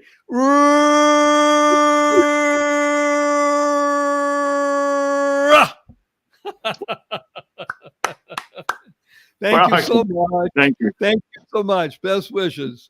Okay, wonderful, Ashkan. While we're waiting for David Bacon to join us, that was a fabulous interlude, wasn't that? I hope, Ashkan, that let me translate that in 20 seconds. Dr. Olympia, originally the father has a Muslim background and the mother has Jewish background. And they are from Iran, very high family, came to America at an early age. He set up actually the first Persian Culture Center in Westwood. And then after that, he went to complete what he likes to do, entertainment. But what he told me, he said, Ashkan, I already have them, religious Muslim background and from Judaism. I never had a chance to be with my brethren. I came to America and I saw this country. They celebrate, like you said, liberty and the pursuit of happiness. And he found home here again. And he was able to complete one of his bigger life dreams, which was family film awards with Dick Clark. And that's why he has such a respect for United States as a Judeo-Christian country. And something that we forget to say thank to them. Right. And again, Morag, thank you for explaining where his origins are.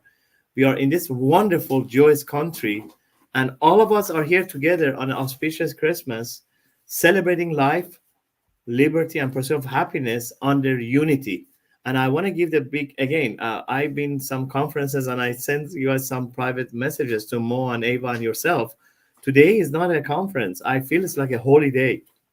Finally, if all of us can respect each other under these terms, this could be a practice for ourselves at our home, how we educate our children in our city and state and country and the world, to have that unity that we all deserve in respect of our being diverse and being different. So I just had to say that. And that really came out of Dr. Olympia. And, he lost his wife when he was 22 years old, unfortunately, in an accident. And he said he had 2 beautiful children. Said, instead of me going to go marry again, I'm going to give myself to philanthropy. And we see him here today, 40 years later. So I will dedicate this segment to his dear late wife, Parveen. Thank you, Ashkan. We're going to bring Khalil Sullivan up. Khalil, can we hear you? Can we see you? Oh, okay. We see you, but we don't hear you. Oh, there he is. Okay, Ashkan, Ashkan, would you be willing to introduce Khalil? I'd be happy to, but Khalil It's okay. it's my first time meeting. So guess what? I'm gonna have Khalil introduce Of himself. course. Khalil, yeah, introduce yourself. Go ahead. Okay. Well, thank you for having me up. This is amazing. It's a convergence of understanding, willpower, energy, connection, love, growth, happiness, all the things. I happen to meet you in a group on WhatsApp. You posted in there, and I guess I can share who that person is. Mark Jarrett. This guy has a group of 500 WhatsApp groups, and so I just popped in because you posted and I saw it and I loved it. And then I met Ava at an event with a wonderful man named Rami Albatrari, who wrote a book, Can You Really Think You Grow Rich? And all of this is like a manifestation of being by finding like-minded people that are soul aligned, heart centered, grounded, finding better ways to teach people how to become more within themselves. And so that's what this is. And I'm just Khalil, so happy to be. this is so interesting and fascinating. I love it because This is I want to unpack for people something fascinating. Let's be blunt. Sullivan is a very American name. Yes. Khalil is a very Iranian or Middle Eastern name. Arabic, So Iranian, yes. to put together Khalil and Sullivan is so funny. Where does Khalil come to Sullivan? How did that happen? Well, my father was into the poetry philosophy of Khalil Gibran. And so he wrote The Prophet, Sounds and Foam, The Wanderer, a bunch of works. He was exiled for speaking his truth. He's the third reprinted book besides the Bible and the Quran, I would believe. Like he's a literary works. No, I understand. We know who Khalil Gibran was, but I'm saying, how does that come to a man named Sullivan? What was it about your father that? Well, he's into his poetry philosophy, and I'm multicultural. So my family comes from all over the world. I do not deny anyone of my life. You could say I practice every holiday. I love it. I love it. By the way, absolutely. Is your family at all from Boston, Massachusetts? No, we're from the States, like fifth generation, mother and father's side. So, we've been here a long time, and it's a namesake, but namesake derives a concept, a thought of time. So I actually that's why I'm asking Khalil. I love it. It's so beautiful. It's the essence of America. It transcends. Okay, so are you ready for your hug? Because I'm bringing on. Oh yes, I love it. I just want to take 20 seconds. And David's here. David's here, so I need to go and give Khalil a hug. So we can bring on David. 10 seconds.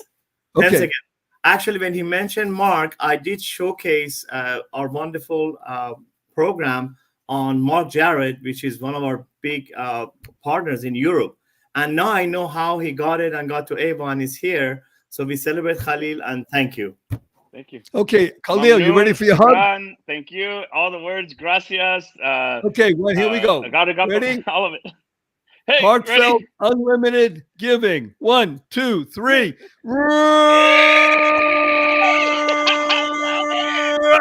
Wow.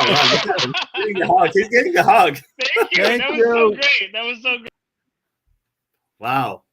Okay, without any further ado, one of the most interesting, dynamic, young, handsome, and I can't stand his hair, people that I love, David Fagan. And by the way, it's all real. That's what really gets me.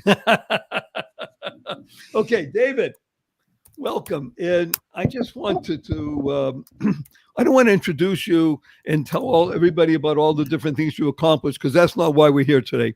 Why we're here today is to spread joy, happiness, peace, and love. So I'd like to dig deep into you, because you had a very tumultuous year.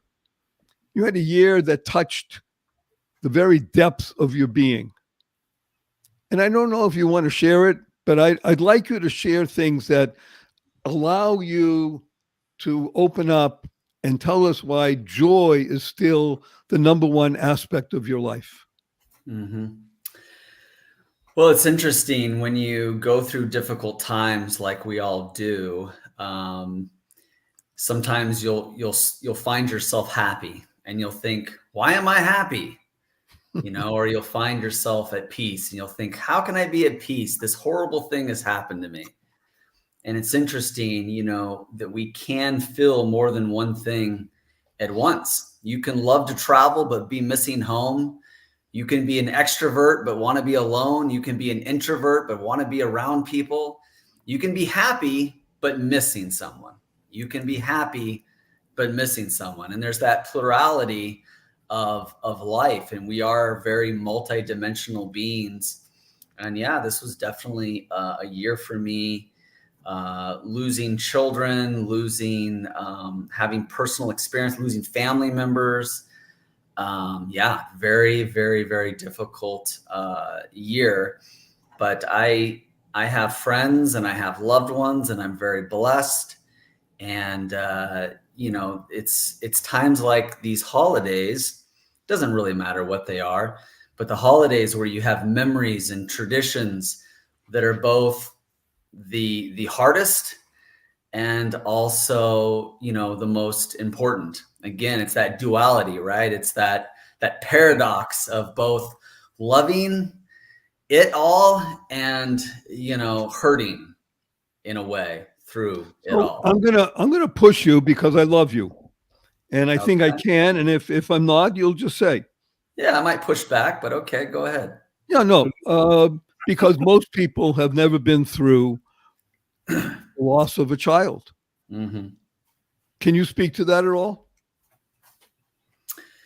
What specifically are you asking me? I want Not to make to sure give- I'm answering No, what no, you're not asking. to tell the story, but to tell about how it can rip the heart out, and at the same time, as you say, recognize, wait a minute, I have, thank God, a wonderful, loving family. I have children, I have friends, and to be the recipient of an outpouring of love that came to you out of the most devastating of all experiences.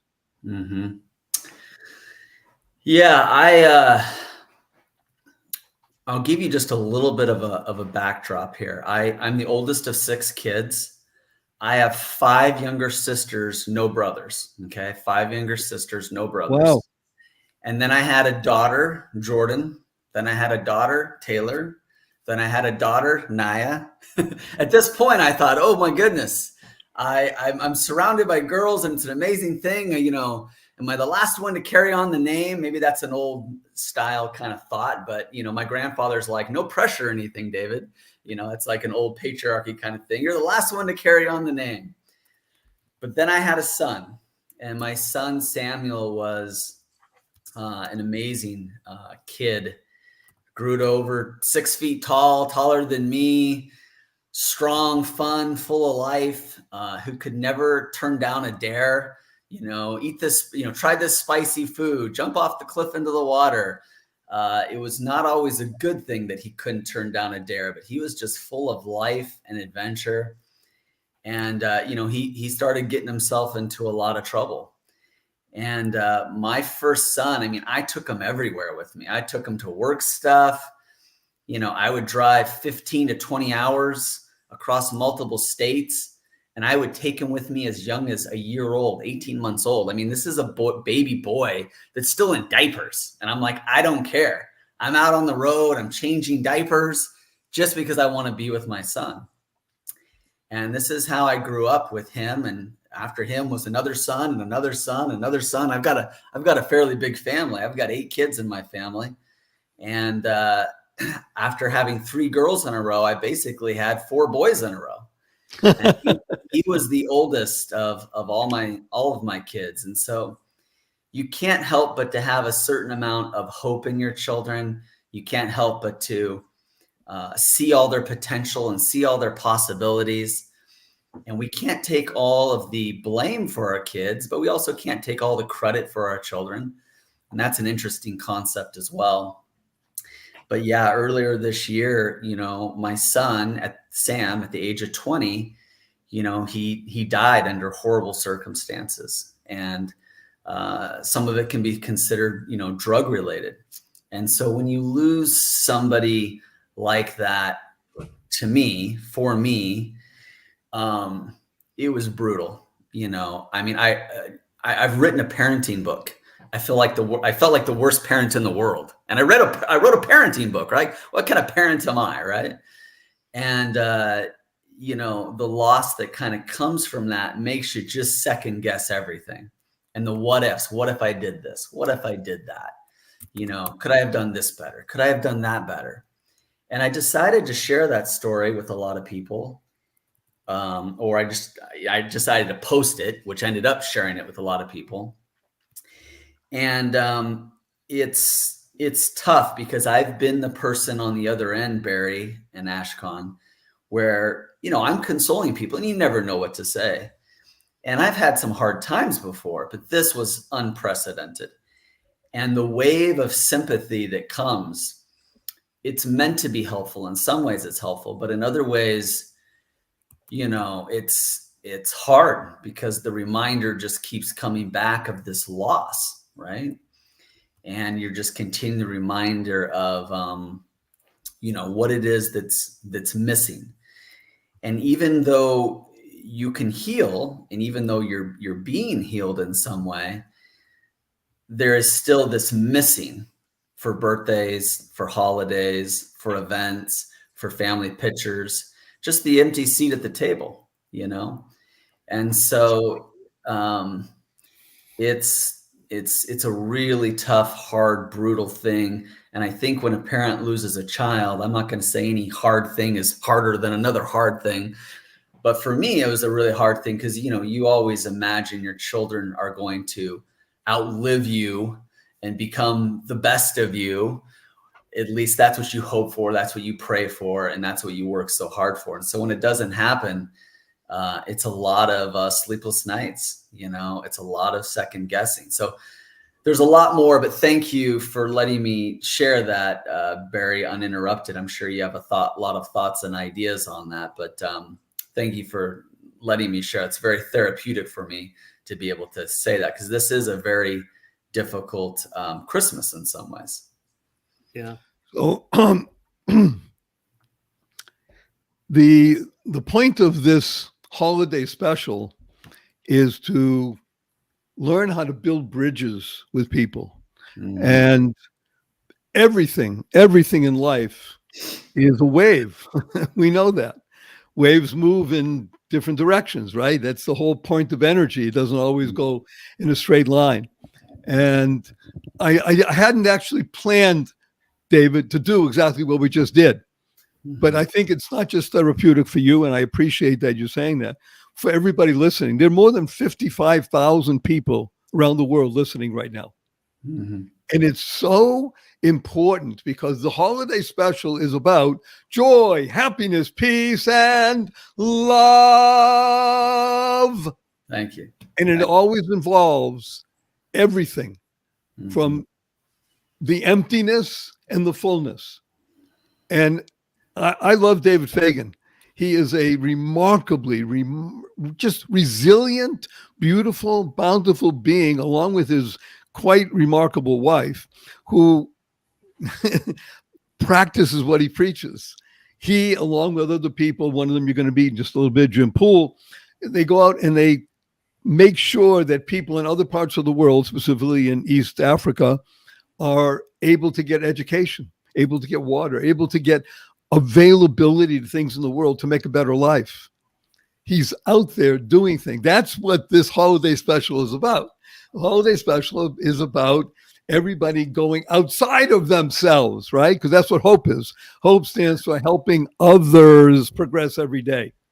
So I am deeply touched, David. You made the time to be here today, and that you're sharing with us, and that every day of your life goes forward and builds upon all the goodness that you've been able to contribute, and for all the other children in your life and all the children that you are raising throughout the world, because you are, let's be blunt. And you do it in the most wonderful way, through business. See, business, I think, is the greatest calling of anybody.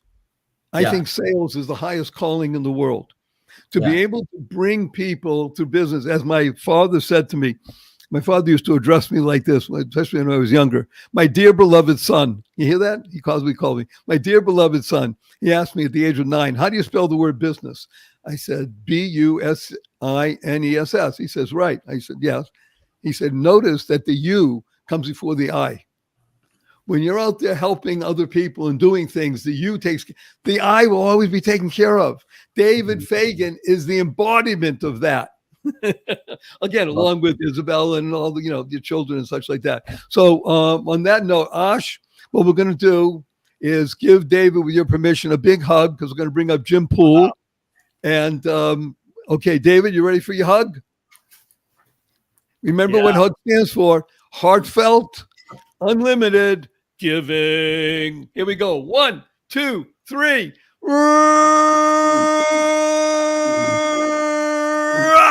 David,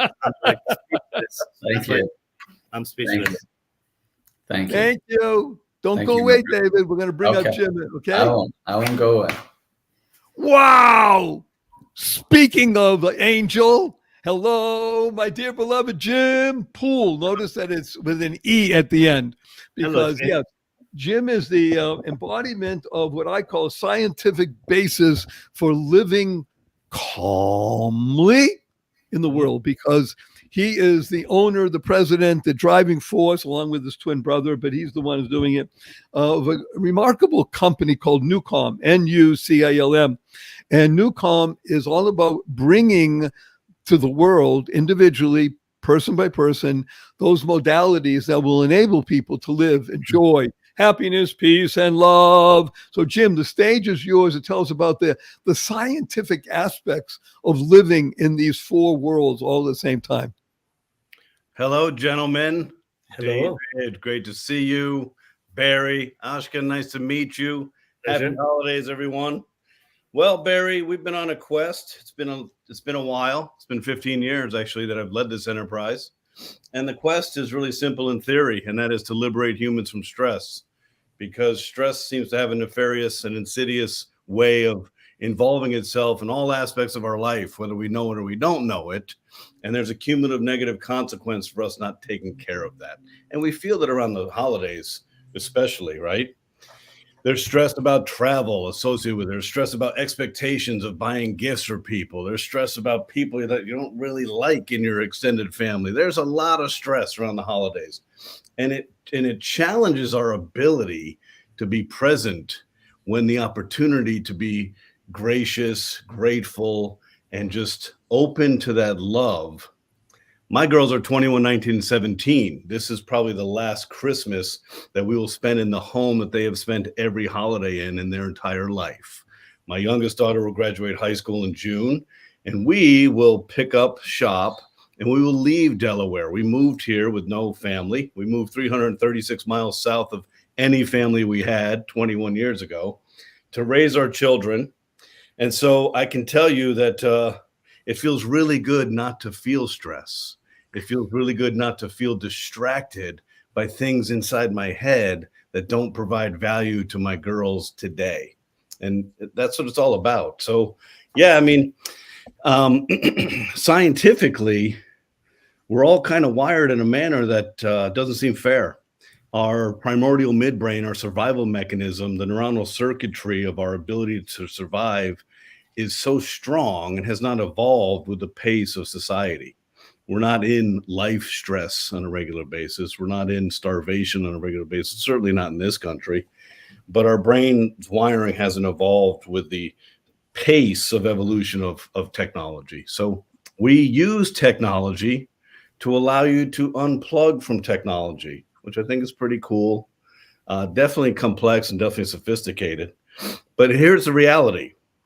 And I'm pretty sure most humans don't think about this. We as a human species are incredibly complex and amazing and gifted, but we have some pedestrian aspects to our life. And one of them is our inability to change our mental state on demand by ourselves. We lean on external stimulation from caffeine and accelerants, Coca-Cola, Monster Energy, 5 Hour Energy, Red Bull, if we're low mentally. We lean on alcohol if we want to slow down our brainwave frequency. We lean on recreational drugs if we want to escape our problems. We lean on anti-anxiety if we're feeling anxious, antidepressant if we're feeling depressed, sleeping aids if we're having trouble sleeping. Literally, the human being relies on external stimulation, from exercise to intimacy to food to drugs. We don't even think about this. That's just our life. Well, what we've done with New Calm is we've changed that. We've brought to the world an opportunity now through a mobile app for you to dial up or dial down your brainwave function and change your mental state on demand by listening to physics. It defies logic. The complexity of the technology is amazing, but really, simplicity is the ultimate sophistication. Leonardo da Vinci. That's been the course of our business for the last 15 years. Figure out how to manage the human brain, do it in a safe and efficacious fashion.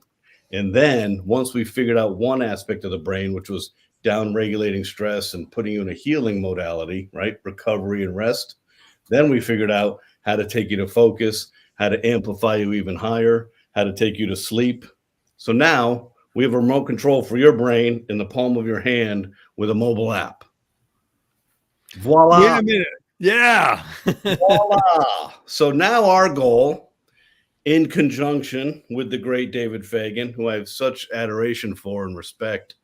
David is an amazing, gifted human being, really bright, but just so motivated to help bring people's voices to the world, because people's voices need to be amplified when we have a good story to tell. And we have a story to tell. And the story is we have a technology that can help liberate you from the clutches of stress, anxiety, fear, and worry with no drugs, no side effects, easy to use. And once you're liberated, guess what? Life is easy.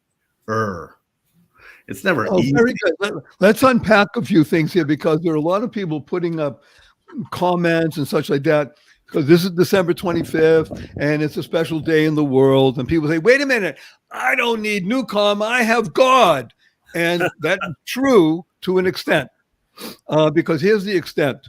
Most people, and I learned this from Jim, even though I knew it obviously from high school science and such, but I'm indebted to you, Jim, because it helped me a number of years ago understand that I am programmed, because I programmed myself to be positive, purposeful, powerful, and pleasant.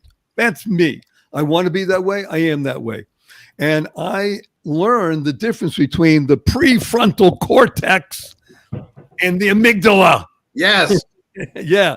And I bring rich, what I call, I do this in the morning, rich, oxygenated blood, energizing, remarkable transformations always. That's my acronym for my girlfriend named Roberta when I was young.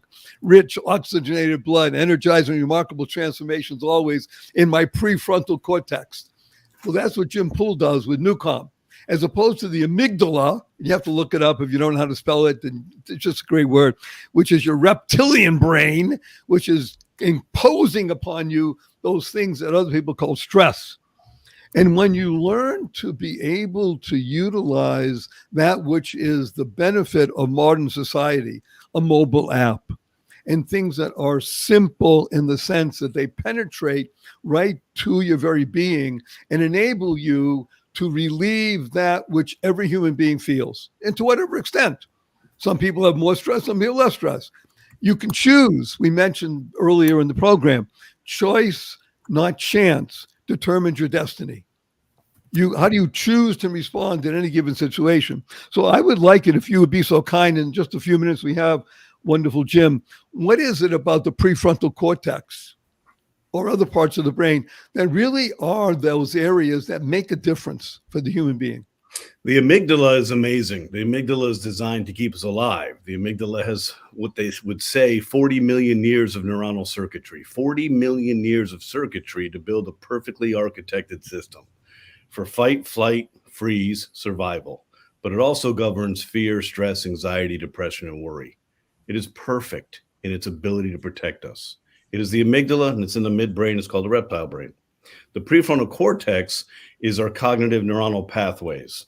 The prefrontal cortex separates us from primates, and this is our executive functioning, our logic, our decision-making, our emotions, our personality, our patience, our presence, our character. This is where we want to be. Now, the human brain's currency is not money. It's not time. It's not attention. It is oxygen-rich red blood.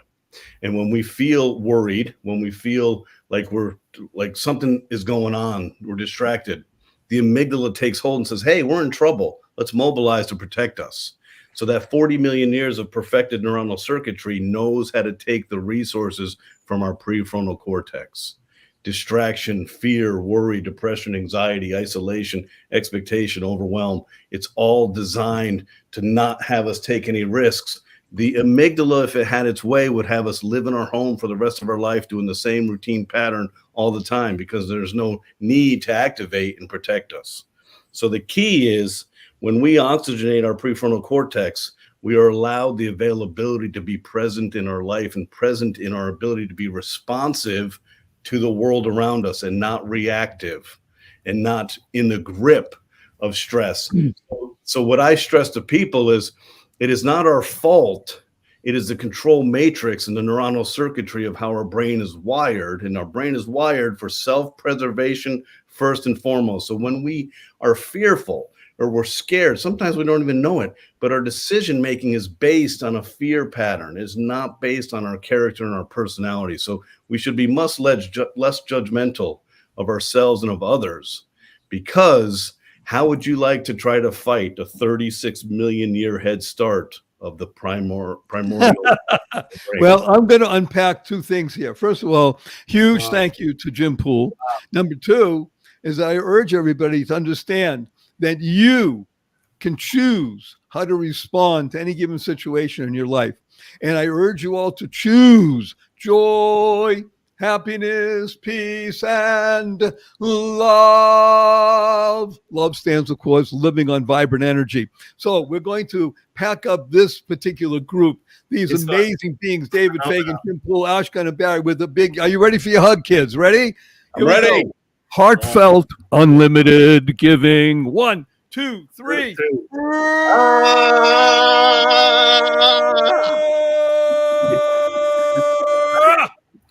I'm excited. I'm cracking all your backs. I'm squeezing you hard. Much love, everybody. Much love. Okay, we're going to be bringing up here wonderful Deacon Peter Wilson. Deacon, Ashkan, do you know Deacon Wilson?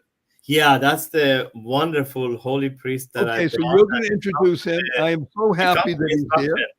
Bring him on and come to the instruction. The wonderful Deacon Peter Wilson. Ashkan, please introduce Deacon Peter Wilson. I'm excited. Look, look, what you did with David Fagan was very holy. I had to take my moment. Thank you. It was very beautiful, very cool. Now, moving on to Sir Deacon. So the surprise is to her left is her daughter that is so cherished and loved by all of you, by you, Barry and Mo and Ava and everybody. So I want Michelle to come and bring out Sir Deacon, our wonderful deacon of 42 years, properly, and then he will actually bring so much. Hello, wonderful, beautiful Michelle. Hello. Thank you so much, Barry, and thank you so much, Ashkan, for honoring my dad. You have to come a little more to the left. Yes.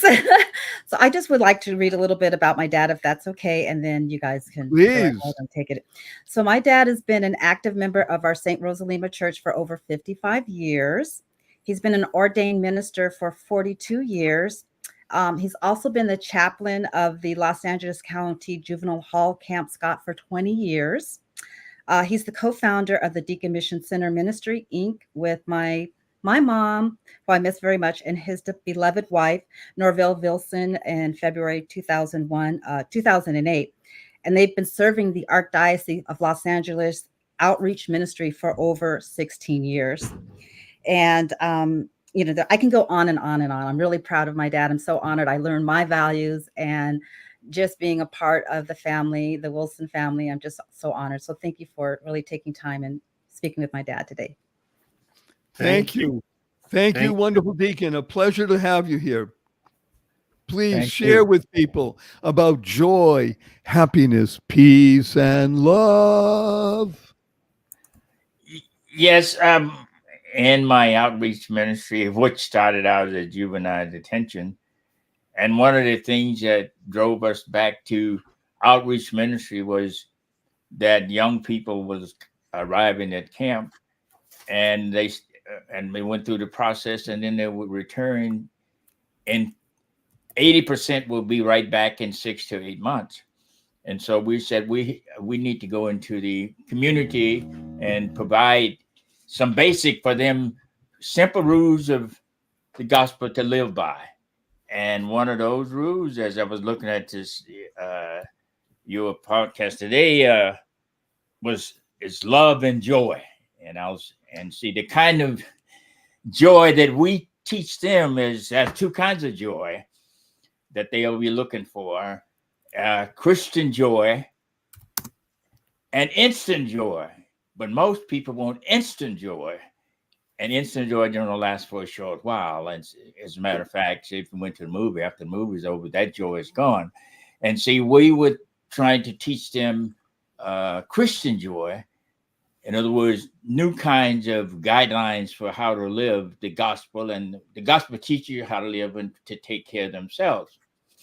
And that's the kind of joy that we taught them, and based upon the teaching of our Jesus Christ, which is just a simple gospel to teach you how to live. And along with that was love. And one of the things that we taught them about love is don't put limitation on your love for yourself. Because if you put a limitation on your love for yourself, you're going to also put limitation on God and everything else around you. And that was the key. And because during the time of, they call themselves having a great time, they burned a lot of bridges. And once you burn all those bridges, they got to be repaired. And the only way that they be repaired, a little love got to come in. So, and those are two of the key, as I say, we used two of those key, love and joy, as the basics for our outreach ministry for building better young men and women, so that they will be able to stand fast against the challenges we have today. And don't wait till you make the mistake, try to catch them before the mistake is made. So that's basically what our outreach ministry goes that we've been doing for 40 years. Wonderful, Deacon Wilson. First of all, I thank you, first of all, for your service, because your service is to humanity. It's very amazing when people run a program, oftentimes they'll look and see, well, how are we doing? Okay, we're doing this and this and this, and all they care about is raising money. They don't care about raising people. Right. But what you did is you looked at and you saw that what we call the recidivism rate, in other words, the falling back into the old habits, was 80%. Well, that's unacceptable in life, because if you're going to do that, you will never succeed. And you cared so much for other people that you couldn't take that. You needed to give people the ability to understand there is a path to success. Okay, it's called God. Well, yeah, that's good, because God stands for good. That's what God's name is. God is really a contraction just of good. Now, there's something I was going to actually share this earlier in the show, and I'm so glad you gave me the chance to bring it out. So in your name, Deacon Wilson, I'm going to say the following. You ready? This is a phrase that I've used for many years with in the different webinars and seminars I do. Just recently, I spoke to 1,172 people, and we spoke about the following. I told them, don't limit your challenges, challenge your limits. Don't limit your challenges, challenge your limits. Like you said, if you can't learn to love yourself, how are you going to learn to love God? And if you put a You limit, really need to be able to challenge those limits, push them aside, because the genius of the human being is everybody was created in his image. There is no such thing as junk. We're all graded beautifully, wonderfully, powerfully, positive, purposeful, and pleasurable. Am I right on that, Deacon Wilson? You're right. You're right. Yes, you are. We are so happy that you're here today and that you're so successful with your program. I'd like to bring on, if we may, at the same time, Sir Dr. James Dentley. Yes. Doctor, and Hello, sir. introduce. First of all, can you hear me, Dr. Dentley? Yes, I can. Can you hear me? We Barry, never- I wanted to we see hear if you. We look at that smile. Okay, I would like to, since you don't have a beautiful Michelle next to you to introduce you, tell us a little bit about you so we can inform the audience, so we can really create this wonderful feeling of, again, the whole purpose of this holiday special is to channel to the world. Right now, by the way, gentlemen, you should know, we have 57,892 people around the world listening. Incredible. So- Barry, can you hear me, by the way? I want to see if you can hear me. This is No, mostly. we can hear you. We don't want to. Wonderful. Well, We first of want to hear all- Dr. Dentley. Yeah, well, first of all, absolutely, I wanted to chime in. My camera's not working, but I wanted to chime in and I wanted to thank Deacon Wilson for contributing and for his time. We at the LA Tribune want to honor you, Deacon, with an award, and we'll correspond with Michelle about that after the fact. I wanted to thank you, Barry and Ashkan, for doing such a remarkable job making history today. While Thank other you. news companies are focused on division and distraction, the Los Angeles Tribune is here today focused on unity, where we're bringing together leaders from all walks of life from all over the world so we can show as an example what it means to be one species, one family under God on this beautiful rock. Doesn't matter what your religion is, what your creed is, what your nationality is. We're all here in God's name to promote peace and unity. And I also wanted to thank Baron James Dentley for taking time out of his very busy day to join us today. And I wanted to take a moment to introduce him because he's a very special person to this community. And the work that Baron Dentley has done for disenfranchised individuals, the work that he has done to help uplift and inspire the planet, the work that Baron Dentley has done to help so many people get out of poverty and live the American dream is something that we should all take a moment to aspire to. And in a couple moments, we're going to be joined by Brian Gallinger as well, who I know you're familiar with, Baron Dentley. So we're actually going to bring Brian on the stage as well. And Brian and James are going to help us close out the program in the coming few minutes. And again, I want to thank Deacon and I want to congratulate you, Deacon Peter Wilson, for an award that you will be receiving from the Los Angeles Tribune in the coming weeks. And again, I want to thank you for also being an inspiration. But with that being said, I want to give the floor to James Dentley. Dr. Dentley, welcome. And again, I apologize to the folks for the camera not working, but hopefully the audio will suffice. Dr. Dentley, please, welcome and Merry Christmas. Well, Merry Christmas to each and every one of you. I thank you so much for facilitating this amazing event. And when you mentioned Brian's name, I had a big smile just jumped on my face. Yeah, we've got some great history. He's a great man. I love him dearly. And, thank you so much, Brian, for all that you have done for my life and in my family, man. We love you. And you know that, sir. Always, always, always. Well, you asked me to introduce myself a little bit. I thought that Mr. Rock would do that, but that's okay. My name is Sir Dr. James Dentley. I'm actually been ennobled as the Baron of St. James of Cappadocia, the house of Constantine the Great and St. Helen. And this royal order started in 312 AD. And there are two barons in the royal order in the United States. Myself and Mr. Stern, who I was honored to nominate to become knighted a few years ago. And I'm also, my heartstring is really in philanthropy and social impact and giving back to make a difference.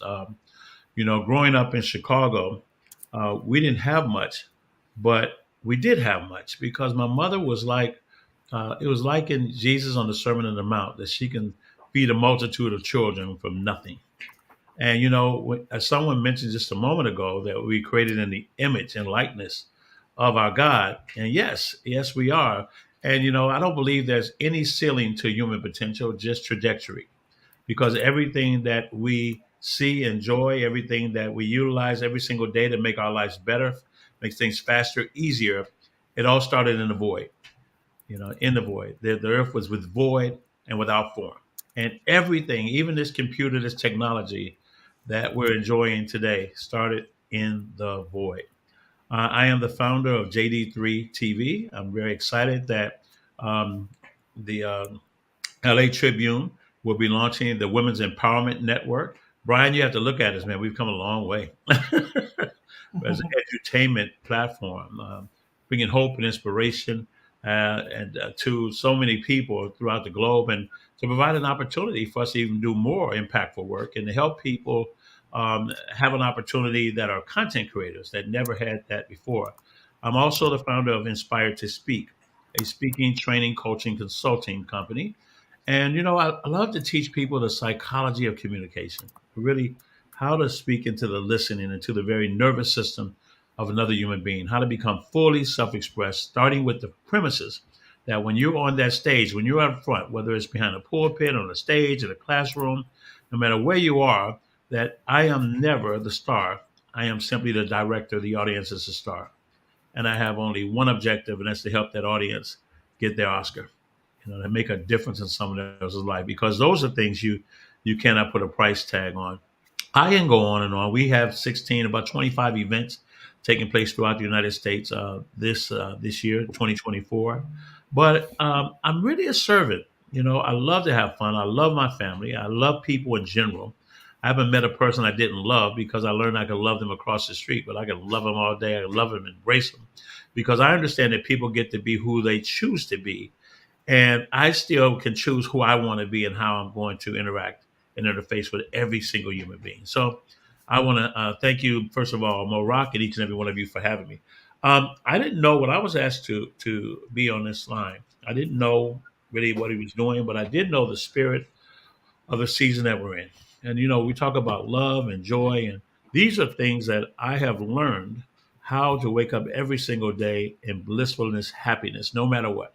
Even when they told me I had cancer, I was happy every single day.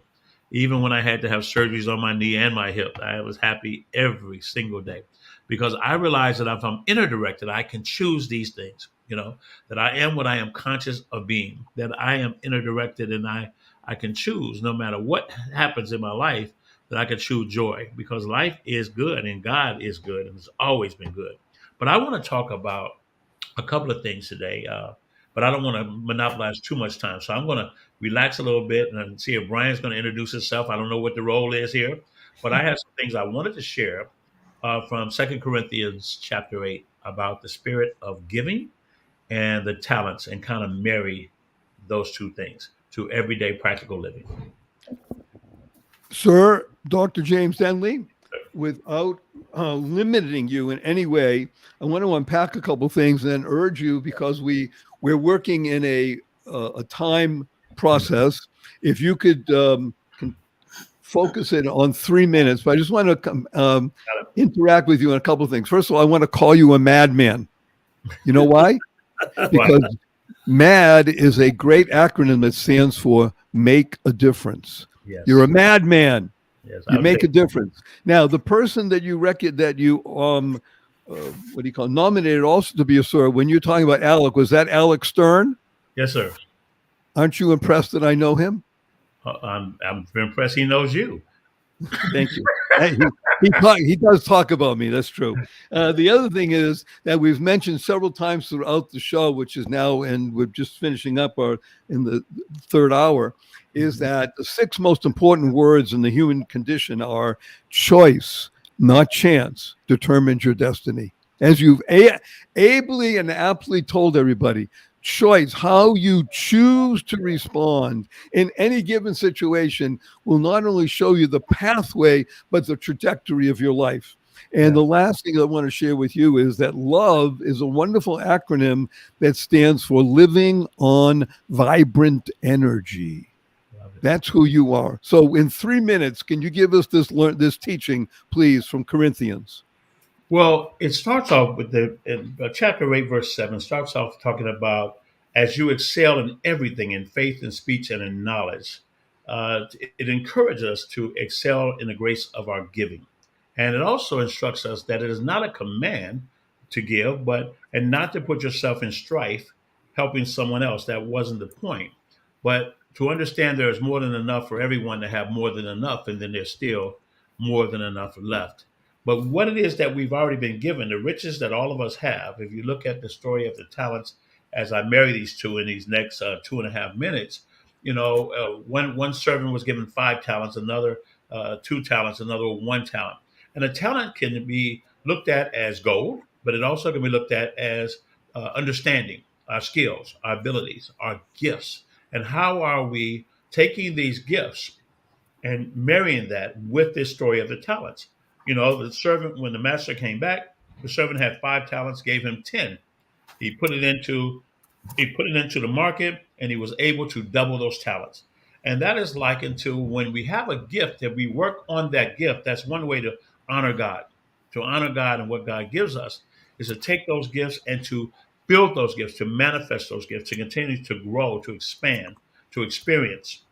The second person, the second servant, he had 2 talents, and he turned it into 4. And they were both complimented. They were both exalted by that. But then the third one had 1 talent, and they buried it in the ground. And when we take our gifts, our understanding, the things that are in front of us, some people call it sometimes intuition. Some people call it their instinct. But some things I call it just tapping into the force of life itself, to be in harmony with the world. When you're in harmony and you have that clarity, you are always to help grow and develop it, to seek understanding. Well, as life is meant to be experienced, that means we're always experiencing, growing, evolving, exploring. And that's the purpose of it, and loving every single minute of it, because we get to choose all the emotions. If we can control those emotions, those thoughts, then we'll control our words and our actions. And that will dictate and come in play with our character, and that ultimately will equal our destiny. Sir, Dr. James Endley, I have to tell you this because your smile will be even broader than it is. It's broad now, but I'm going to make you smile even more, because you weren't here in the first hour of the show. In the first hour of the show, we had a wonderful woman on calling in from Paris, France. Her name is Dr. Yasmin Saad. And we were talking about, her point was talking about talent and allowing your talent. And your dear friend, Barry Shore, I'm your dear friend now, mentioned the story of the talents. And now look what the good Lord has done. Yes. He brought us full circle so that you should learn that in this show. Is that not wonderful? You see how wonderful the good Lord is? He makes everything work perfectly, Sir Doctor. Isn't that great? You love it? Well, now with that as a segue, I'm going to go to a man who has the audacity to have Jimi Hendrix on one side of him and Marilyn Monroe on the other, and a Yoda below, and his name is Gallagher. Okay, Brian Gallagher, I just love learning more about you. A social impact producer. We'll call it, you'll be a SIP. I'll have to think of another aspect of an acronym for that. But tell us what it is about you and your company, Be Great, because I love it. Notice you didn't call your company Be Mediocre. I have to interject and bring Brian up properly. I had the pleasure of knowing him many years, and in 2020, when with Ryan Long, that's how I know Sir Dr. James Dentley. We were just putting together the last show with which we had, and he just came through and he took over the hardest part, and he was great. As I just want to make sure one of the areas that we showcased, he was part of the last. It's good that his name is mentioned today, Ron Long, and we had Demi Moore, and if Brian Gallinger, he wasn't with us, he couldn't do it, with Axel. And I just want to recognize that as he's here today, I want to celebrate him for that. And he came through, he did probably over 100 hours for that show to go down. And now, thank you, Ashman. Okay, Brian, tell us about you and what it means to be great. Well, first of all, thank you for having me here. It's an honor, and Mo Rock and the Tribune, just what a beautiful organization that you have, and the event that you've produced today is exactly what the world needs. So just super excited to be here on Christmas Day, surrounded by like-minded and like-hearted people that are focusing on what's most important in life, and that is love, celebration of iron sharpens iron, bringing people together, spreading joy, spreading positivity, ignoring division and differences, and just bringing humanity together for what is most important. And, you know, this time of season, this time of year can be very challenging for a large population around the world. And the reason Be Great exists is to spotlight the greatness that is happening in the world, because there are a lot of amazing human beings, individuals, organizations, events that are happening. But for some reason, media is not spotlighting that nearly enough. And the reason I have grown such a beautiful friendship with Sir James is because he is an award recipient of Be Great. And it's because of all the humanitarian work that he has done. So me and my background, it's really simple. I've had a blessed life. I come from a blessed family. And so I've dedicated my life to shining the light on the greatness that's happening out there. And our mission is to simply spread positivity, to highlight the good people and acts that are happening, those that are advancing humanity and empowering the planet, like James Netley, and then finding collaborations and exploring ways that how can we sharpen one another? How can we bring out the Yoda in ourselves and in others? And that's what I'm enjoying. I'm enjoying meeting people and making some kind of impact that can bring out those mad men and women. I love that acronym.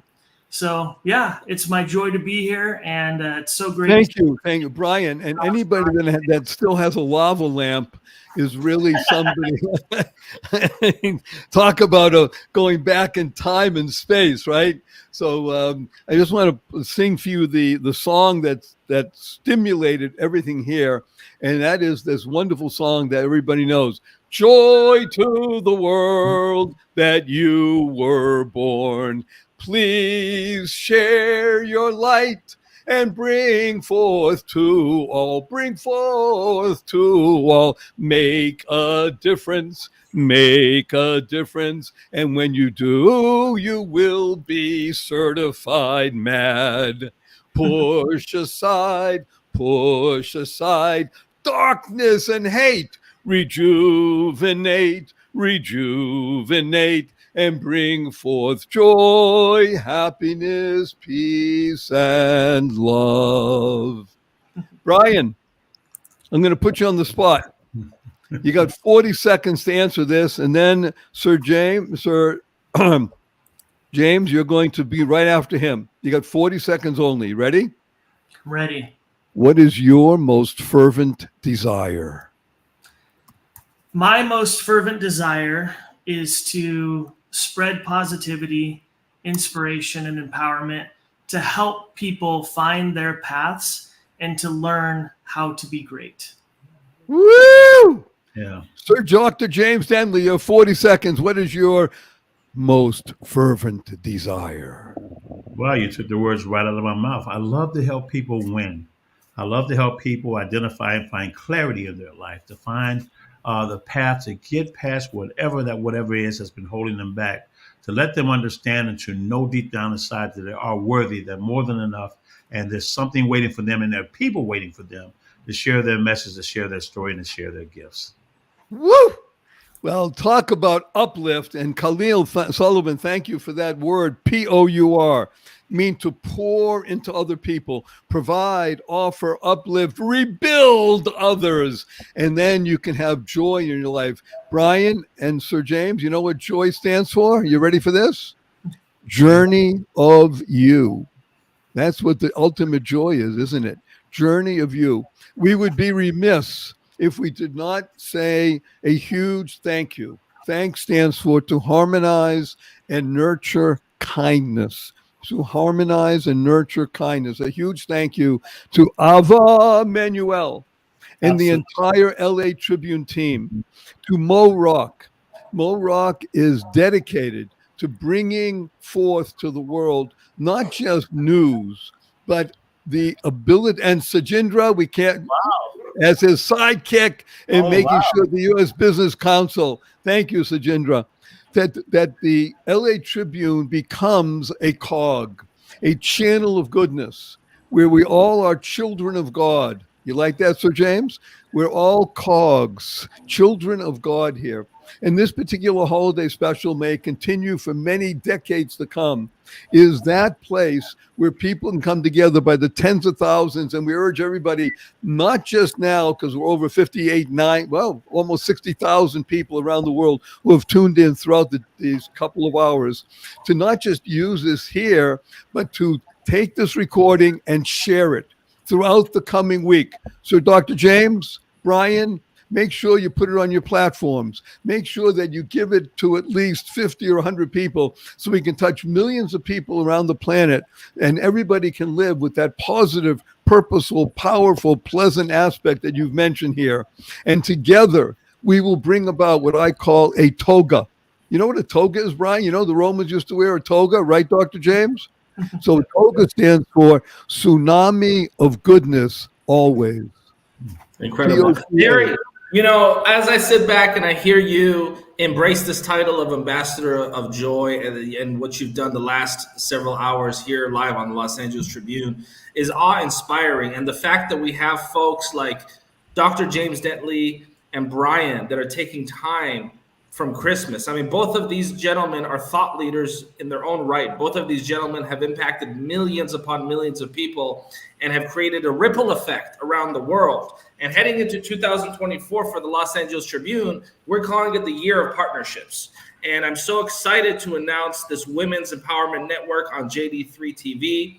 I'm excited to announce that there will be collaborations with Brian that we'll be announcing in coming weeks and months, whatever that may look like. And I just wanted to, again, thank James and Brian for taking time to be with us for a few minutes and help us close out the program. I see that the Los Angeles Tribune General Counsel, Saji, has also joined us. And Saji, you are not only an incredible businessman and attorney, you're also a Buddhist. And one of the reasons we've done this program is to bring people from all walks of life in the name of unity. And so to help us close out, I just wanted to give you the floor, Saji.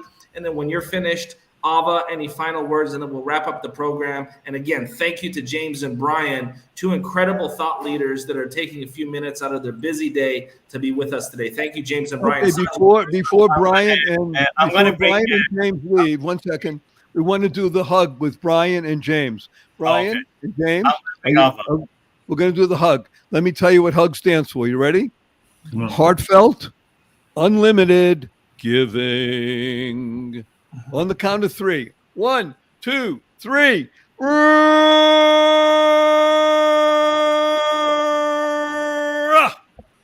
I take a few seconds here as a co-producer. You know, we had a lot of choices to be many places today, all of us, with family. We decided to be here under the auspicious flag of Los Angeles Tribune. Morag had a dream, wanted to take a publication from 1860 and make it a media that is about others, change, and diversity. Not just that we are now a global trendsetter in personal development, but also how to showcase as we reach certain status and we get certain titles. But at the end of the day, we are all children of God, and under certain dynamic, it can become a perfect unity like today by having Barry, leading with joy and happiness, having numerous people from all walks of life and walks of ethnicity, deacons and people of different faith. Today, under 2.5 hours, we showcase that if all of us put away our differences, respect our differences at the same time, there could be a beautiful world that under joy and happiness this can become a modality for other media, that it doesn't have to just about how we can sponsor me, it can be about the year of partnerships. I want to give a big thanks to the visionary Morag. Number 2, I want to give a big thanks and a hug to Barry, Joy, the way you maneuver the whole show, especially my time was when you brought out with David Fagan that shared, with his son. I couldn't even speak. I was just flabbergasted. And I want to now give the floor to Ava. Ava has been a 12-cylinder behind many, many of these wonderful conferences. Today was truly a showcase of true happiness and unity with, of course, her partner, Sir Sajindra. Please close the showcase, and we're going to give the last words back to Barry. So Ava and Sajindra, go ahead, please. Actually, I'd like Ava to say something.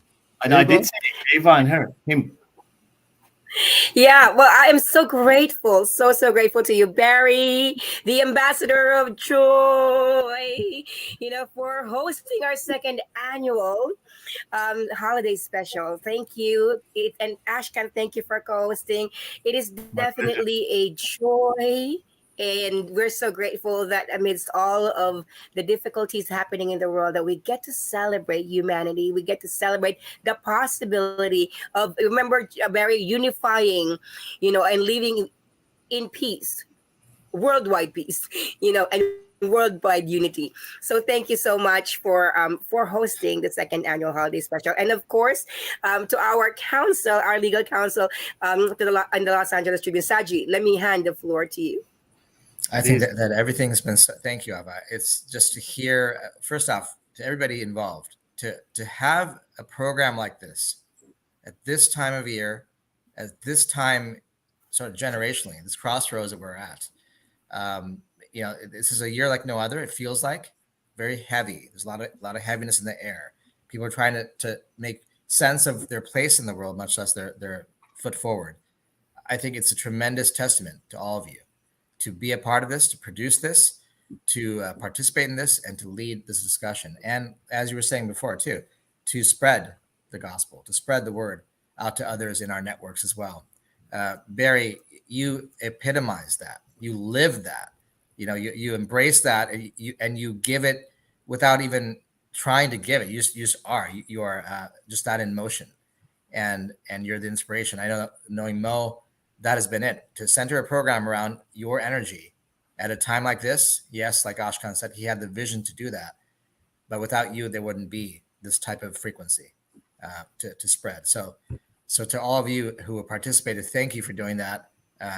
My only take on this, I would add to that, is just to second everything you've done, and to say that there's a center to everything. And I think that the center is that frequency of compassion, of competency, of care for each other, and a collective unity, which I think every faith would want for its people. And I bring that in my small way to try to elevate the experience of businesses, of community, of entrepreneurs, and to help light their path forward as well. And I think that it's just an honor to be a part of this with all of you. So thank you for being here. Thank you for the showcase the Tribune is putting on. And the way that the Tribune does work going forward too, you will see more illumination of these paths forward for people who are real agents of change. We are all. Thank you, Sanji. That is beautiful. We urge people to do two things: share this with your world. Share stands for spreading happiness and rejuvenating energy. And I'd like to I'd like to segue on a great note, and that is the word smile, because smile is one of the most important acronyms you could have internalized, utilized, and leveraged in your life. Smile stands for seeing miracles in life every day. Expect to see miracles in life every day. And on that note of us, and for everybody that's involved, let's do our hug. Ready? Remember, heartfelt, unlimited giving. 1, 2, 3.